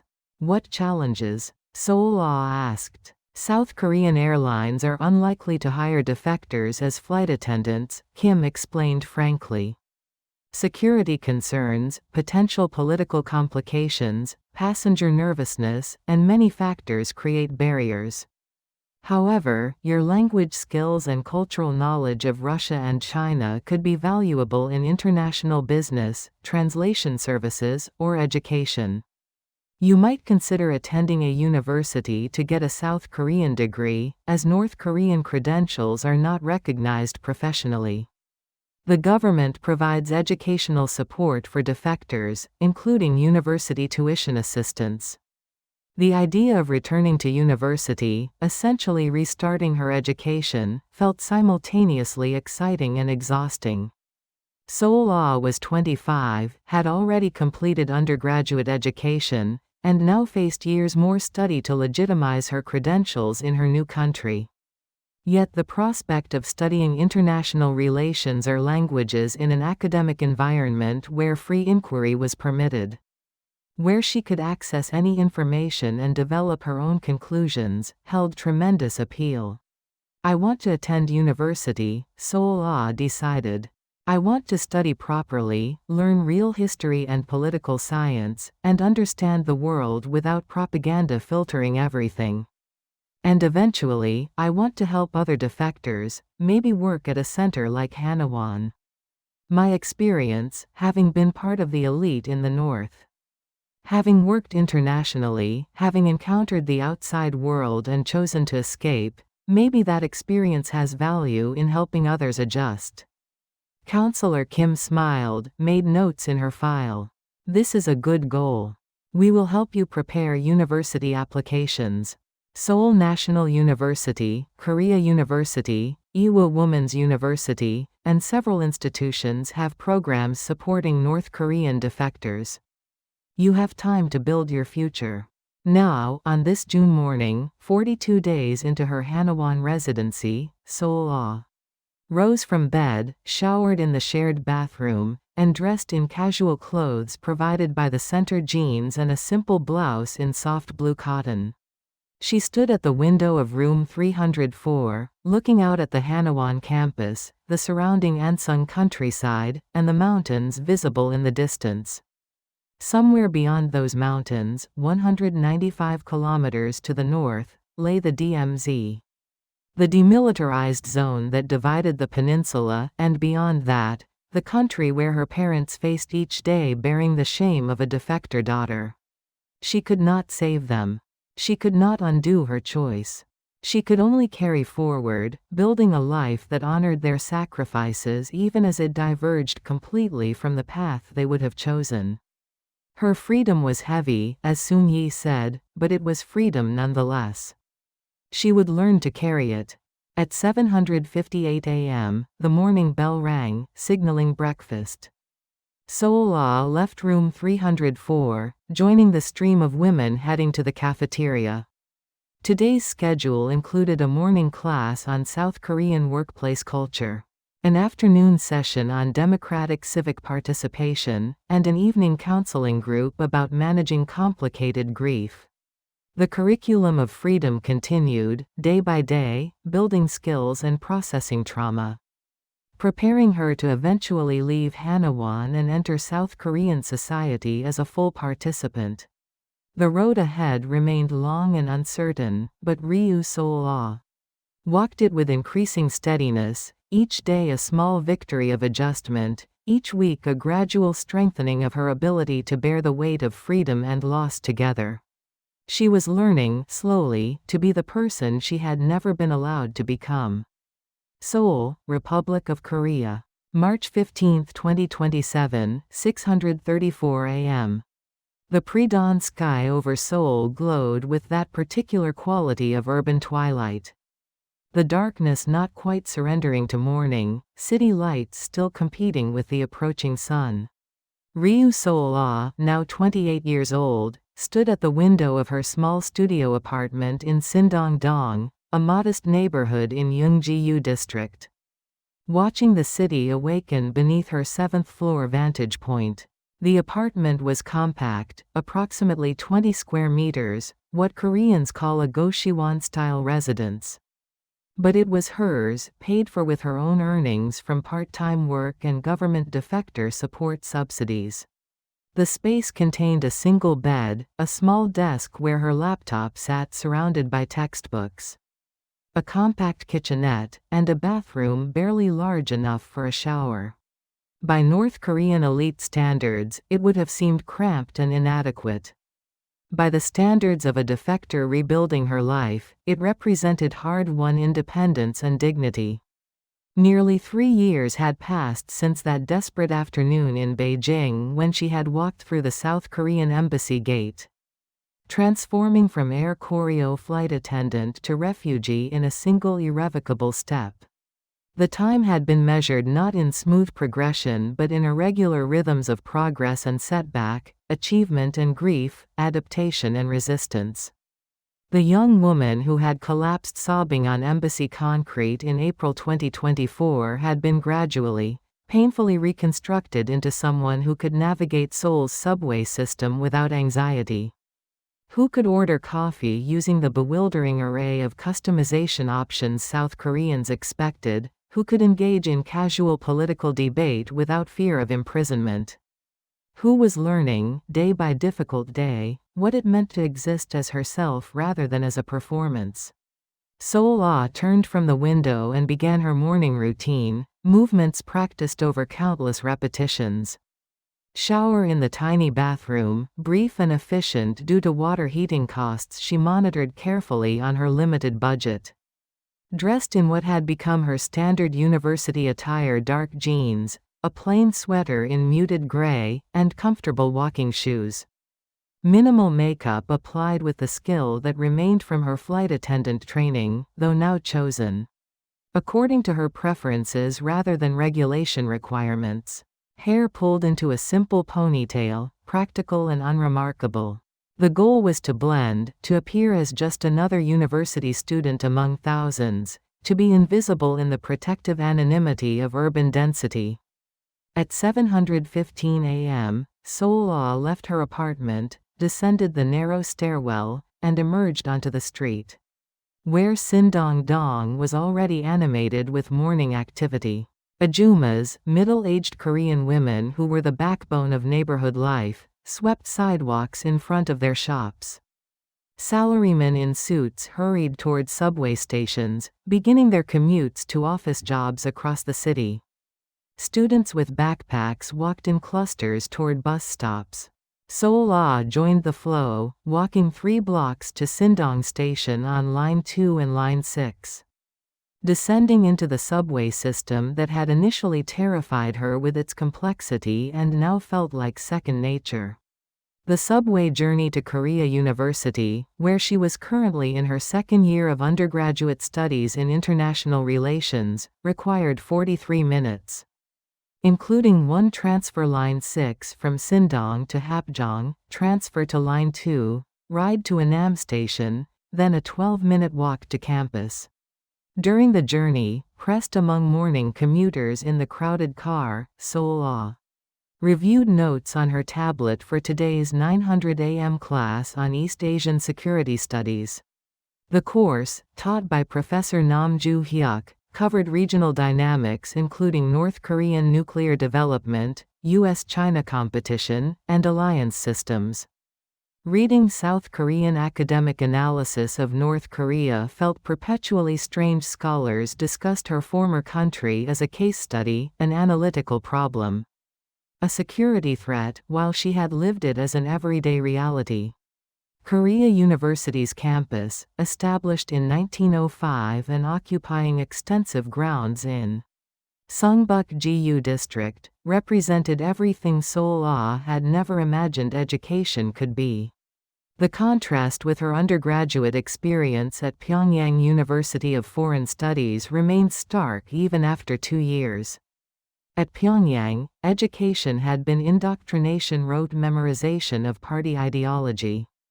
Required courses on Juche philosophy and the greatness of the Kim dynasty, rigid ideological boundaries surrounding all inquiry. Questioning was dangerous, critical thinking was subversive, conclusions were predetermined before research began. At Korea University, professors encouraged debate, assigned readings from multiple perspectives, and expected students to develop and defend their own analytical positions. The intellectual freedom was exhilarating and overwhelming in equal measure.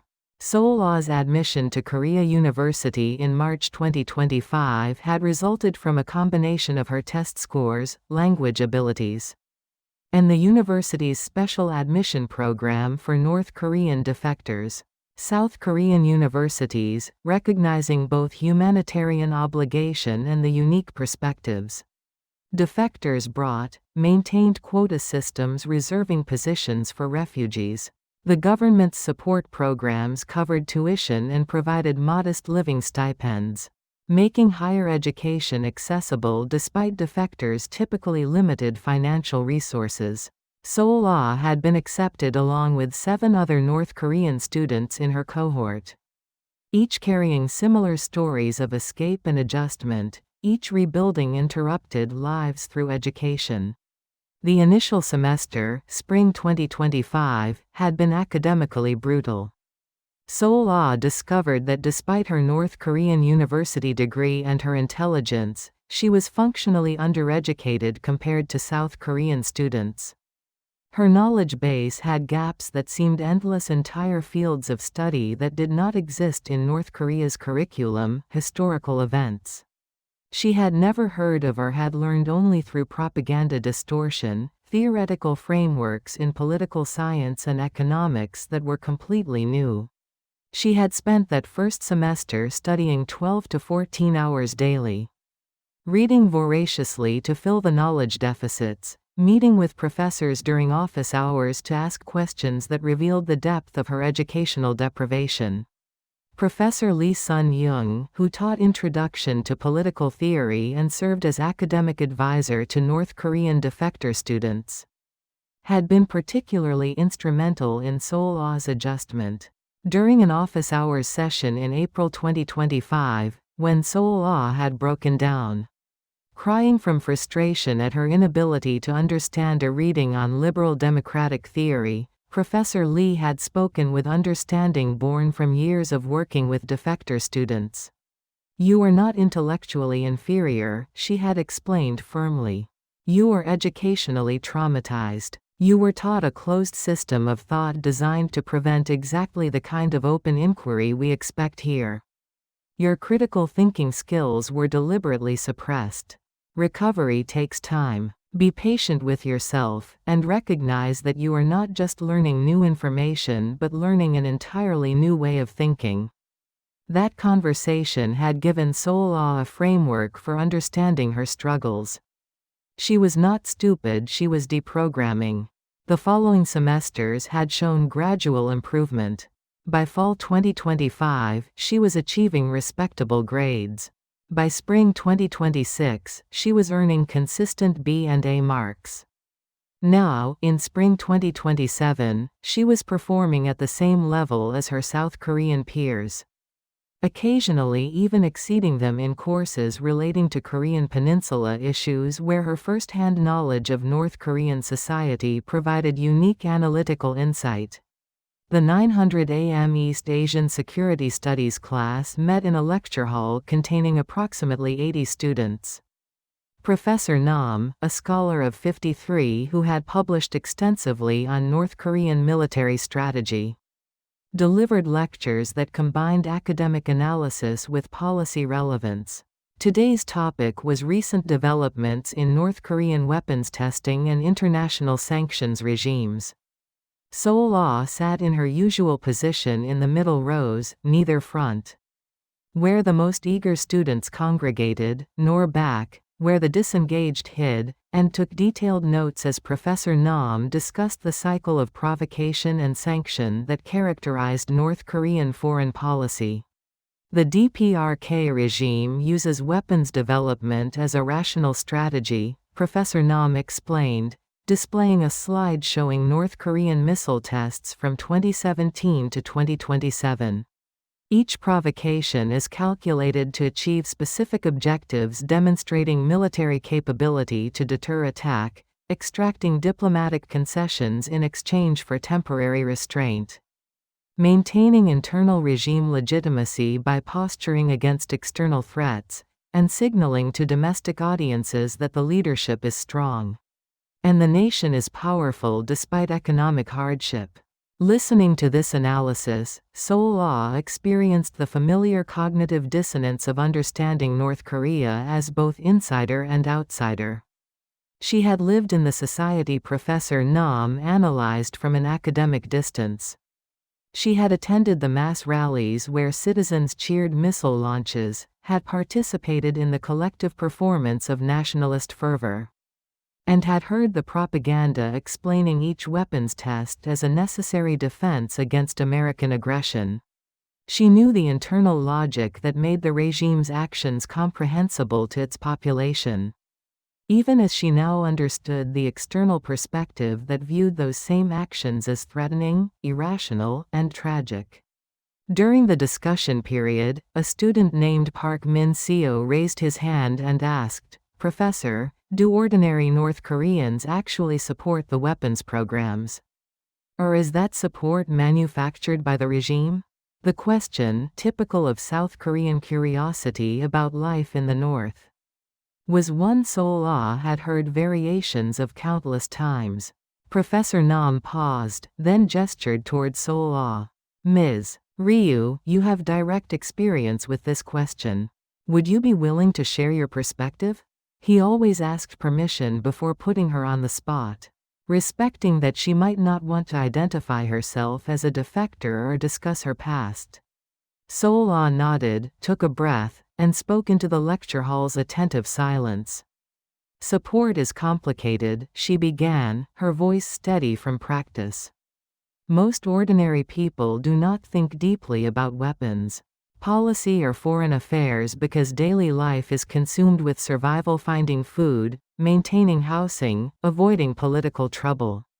But when missiles are tested and the state media announces success, people feel pride because they have been conditioned since childhood to see the nation's military power as a collective achievement. The propaganda is sophisticated and pervasive. People genuinely believe they are threatened by external enemies, that weapons are necessary for defense, and that the leadership protects them. Separating manufactured opinion from authentic feeling is nearly impossible because indoctrination begins so early and is so comprehensive. I supported the weapons programs until I was 22 years old. Not because someone forced me to claim support, but because I genuinely believed the ideology I had been taught. Recognizing that belief as false required exposure to alternative information, which most North Koreans never receive. The class listened with visible interest, some students taking notes, others simply absorbing first-hand testimony that made abstract academic concepts concrete. Park Min-seo followed up, "What changed for you at 22? I saw South Korean dramas on smuggled media," Seol-ah answered simply. The contrast between what I had been taught about the South and what I observed was irreconcilable. That contradiction created doubt, which grew over 3 years until I defected. She did not elaborate further. The full story was too long and too painful for casual classroom discussion. Professor Nam thanked her and moved the lecture forward, but after class, several students approached Seol-ah with questions. Expressions of respect and, in one case, from a young woman named Choi Yerin, an invitation to join a student organization focused on Korean unification advocacy. "We work on raising awareness about North Korean human rights and supporting defectors," Yerin explained, handing Seol-ah a flyer. "Your voice and experience would be incredibly valuable if you ever wanted to get involved." Seol-ah accepted the flyer politely, non-committally. She had been approached multiple times by various organizations seeking defector spokespeople, testimony providers, and public faces for their causes. Some were well-intentioned, genuinely focused on human rights and humanitarian assistance. Others seemed more interested in using defectors as political props in South Korea's ideological debates. Where North Korea policy divided progressive and conservative factions sharply, Seol-ah had learned to be cautious, protective of her story, wary of being instrumentalized. The remainder of the day followed the standard rhythm: a 10:30 a.m. class on research methods in international relations, lunch at the student cafeteria, where Seol-ah ate with 2 classmates, Ji-won and Sung-min, who treated her as simply another student rather than as exotic defector novelty. Afternoon hours spent in the library, studying for upcoming midterm exams, and working on a research paper about refugee integration policies in South Korea. At 5:00 p.m., she departed campus for her part-time job at a language academy in Gangnam, where she taught conversational English and Russian to South Korean business professionals 3 evenings per week. The language teaching provided essential supplemental income. Government support covered tuition and basic living expenses, but Seoul was expensive, and Seol-ah wanted to minimize debt while maintaining modest independence. The academy paid 35,000 won per hour, approximately $28, and she typically worked 9 hours weekly, generating about 1.26 million won monthly before taxes, roughly $1,000. Combined with her government stipend, this allowed her to afford the Goshiwon apartment, food, transportation, and occasional modest purchases without constant financial anxiety. Teaching also provided psychological benefits beyond income. In the classroom, Seol-ah was the expert, the authority figure who possessed knowledge her students needed. The role reversal from her daytime existence as a perpetual novice struggling to understand South Korean systems was empowering.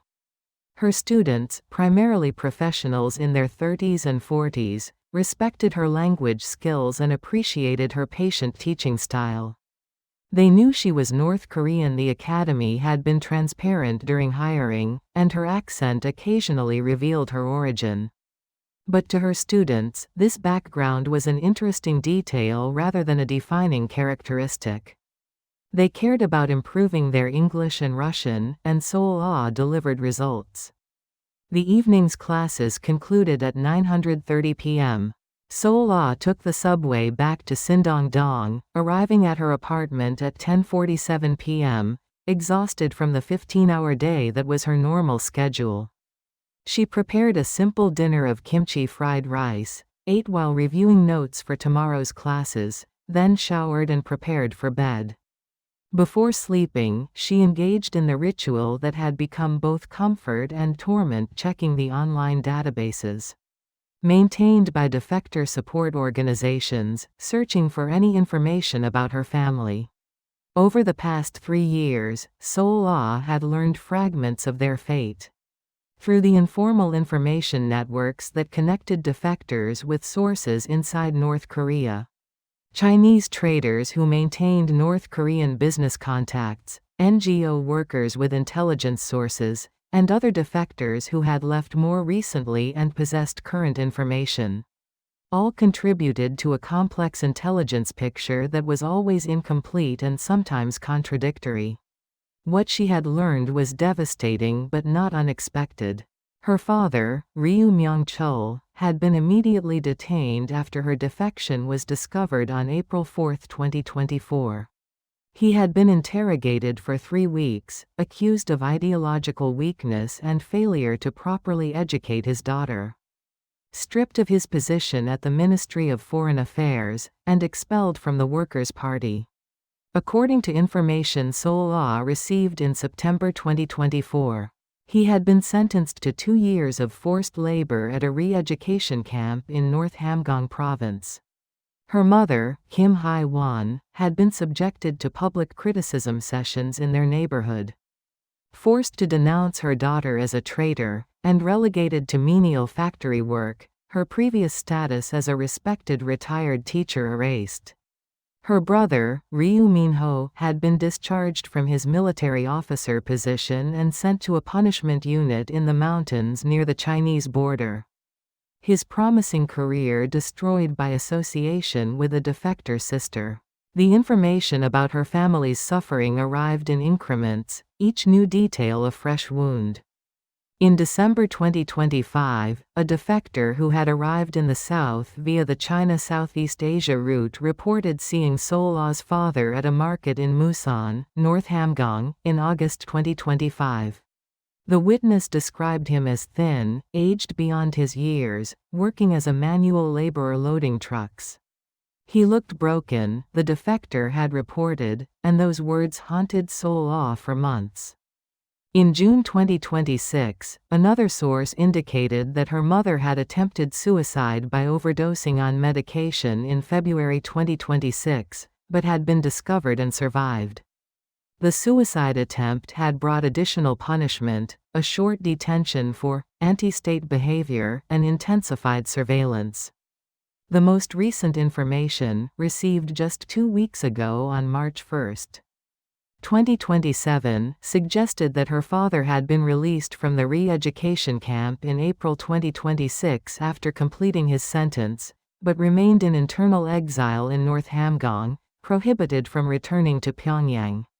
Her mother apparently lived with him in a small apartment in Chongjin. both surviving on minimal state rations and whatever additional food they could obtain through informal markets. Her brother's current status was unknown. No recent information had surfaced about him. Seol-ah lay in bed, her small apartment dark except for ambient light from the city, filtering through the window, and allowed herself the grief that had become her nightly companion. She cried silently, tears running down her temples into her hair. Mourning her parents' destroyed lives, her brother's ruined career, the irreparable harm her choice had inflicted on people whose only crime was being related to her. The guilt was unchanging, as present now as it had been 3 years ago, a permanent condition she had learned to carry rather than resolve. Dr. Yoon Mi Kyung, the therapist Seol-ah still saw monthly, had helped her develop frameworks for managing the guilt without being paralyzed by it. You can acknowledge the harm while also recognizing that you are not morally responsible for a totalitarian system's choices. Drive. Yoon had explained during their most recent session on February 20, 2027. Your family's suffering is real and terrible. Your grief is appropriate. But you must distinguish between causal responsibility and moral responsibility. You caused the sequence of events, but the North Korean regime is morally responsible for choosing to punish your family. That distinction allows you to honor your grief while also affirming that your choice to seek freedom was legitimate. The intellectual framework helped marginally, but emotions did not obey intellectual categories. Seol-ah grieved, and would continue grieving, carrying the weight of her choice as the permanent price of freedom. Some nights, the weight felt unbearable. Other nights, like tonight, she could hold it in perspective, recognizing that she was building a life that had value even if it came at terrible cost. At 11:34 p.m., Seol-ah's phone buzzed with a message. She picked it up from the nightstand, squinted at the screen. The message was from Park Soon-yi, her former Hanawon roommate who had become one of her closest friends in Seoul. Soon-yi now worked at a manufacturing company in Guro Digital Complex and lived in a small apartment near her workplace. The message read, "Are you awake? I had a hard day and could use someone who understands. Can we talk?" Seol-ah immediately called, and Soon-yi answered on the first ring. "Thank you," Soon-yi said, her voice thick with recent crying. "I did not want to burden you, but I had no one else who would truly understand." "What happened?" Seol-ah asked gently. "I received information about my children," Soon-yi explained, and Seol-ah's heart clenched. Soon-yi's 2 children, a son of 12 and a daughter of 9, had remained in North Korea with their grandparents when Soon-yi defected in early 2024. The separation haunted her constantly. She had left to survive and hopefully eventually bring them south through broker networks. But years had passed with no progress. "A source says my son has been sent to a youth labor brigade because of my defection. He is 12 years old, assigned to agricultural work, essentially punished for my choice. My daughter is still with my mother-in-law, but faces constant social discrimination. They are suffering because I chose to leave, and I can do nothing to help them or bring them here. The guilt is crushing me tonight." Seol-ah listened as Soon-yi sobbed through the phone, offering what comfort she could. Though she knew from her own experience that such guilt admitted no easy consolation. They talked for 43 minutes, not solving anything but sharing the burden. 2 women who had made impossible choices and lived with their consequences, supporting each other through the darkness. After the call ended at 12:17 am, Seol-ah remained awake, thinking about the accumulated weight carried by thousands of North Korean defectors in the South, each bearing their own variations of guilt, grief, and trauma, while simultaneously building new lives in a society that regarded them with a mixture of sympathy, curiosity, and occasional discrimination. They were people caught between worlds, belonging fully to neither, creating identities from fragments of past and present. At 12:41 a.m., Seol-ah rose from bed, moved to her small desk, and opened her laptop. She created a new document and began writing, the words flowing from some deep need to articulate her experience, to transform private suffering into something that might have broader meaning. She wrote about the defector's paradox that freedom and grief were inseparable, that one could not be chosen without accepting the other. She wrote about her parents, about guilt that could not be resolved but only carried with dignity. She wrote about the daily work of building a self from scratch when one's entire previous identity had been constructed by totalitarian ideology. She wrote about hope that coexisted with sorrow, about the future she was creating through education and effort. By 2:34 a.m., she had produced 6 pages of raw, unpolished prose. She saved the document, considering whether this might become the foundation of something larger.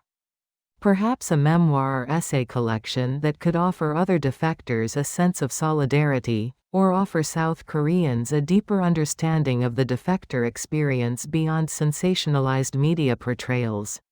The project felt important but also daunting, requiring a level of public vulnerability she was not certain she possessed. Seol-ah finally slept at 3:12 a.m., and woke 5 hours later to her 8:15 a.m. alarm on March 16, 2027, beginning another day in the ongoing construction of her life. The morning routine repeated shower, dress, subway to campus, classes where she absorbed knowledge and developed analytical skills, evening work.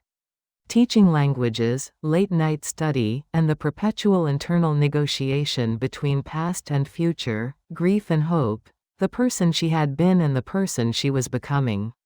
Spring semester 2027 would conclude in mid-June. Seol-ah was scheduled to complete her undergraduate degree in February 2028. Having taken slightly longer than the standard 4 years due to her delayed start and need to work while studying. She had already begun considering graduate school applications. Several professors had encouraged her to pursue a master's degree in international relations or peace studies, potentially focusing her research on North Korean defector integration or Korean Peninsula issues. The prospect of becoming a scholar, contributing to the academic understanding of the society she had escaped, appealed to her sense of purpose. More immediately, Seol-ah had applied for a summer internship at a non-governmental organization called NK Bridge, which worked on defector support and Korean unification advocacy. The organization sought interns to assist with their educational programs, help newly arrived defectors navigate settlement processes, and contribute to research projects on integration policies. The position would not pay much, but it aligned perfectly with the goal Seol-ah had articulated at Hanawon 3 years earlier to use her experience to help others traveling similar paths.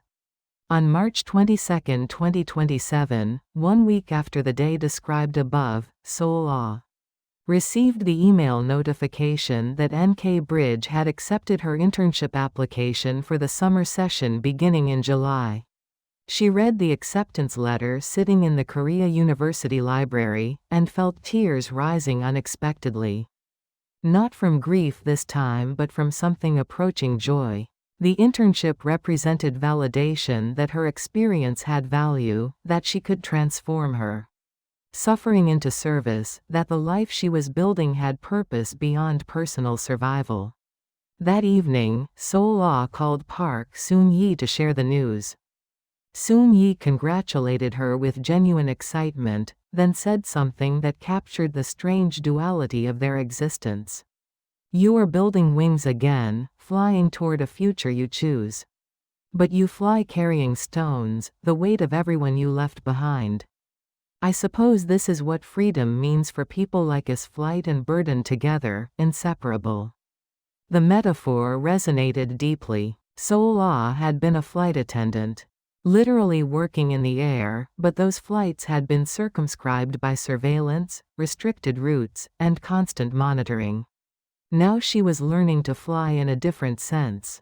Pursuing education and career according to her own aspirations, but the flight was weighted by grief that would never fully resolve. Freedom was heavy, as she had learned at Hanawan, but it was freedom nonetheless, worth the carrying. As spring turned to summer in 2027, Ryu Seol-ah continued the daily work of building her life, attending classes, teaching languages, studying late into the night, writing occasional essays about her experience, maintaining friendships with other defectors who understood her particular burden, and gradually, incrementally, becoming someone who could hold grief and hope simultaneously, who could honor her past while creating her future, who could carry the weight of her choice with dignity even when it felt crushing. She did not know if she would ever see her parents again, if the Korean peninsula would reunify in her lifetime, if her family would ever understand or forgive her choice, or if the guilt would ever diminish to manageable levels. These uncertainties were permanent features of her existence now, questions without answers that she had learned to live with rather than resolve. What she did know, with increasing certainty as years passed and her life took shape, was that she had chosen authenticity over performance, self-determination over prescribed identity, the possibility of growth over the guarantee of stagnation. The choice had cost more than she sometimes felt she could bear. But it had also given her something precious beyond measure: the chance to discover who Ryu Seol-ah actually was when freed from totalitarian construction.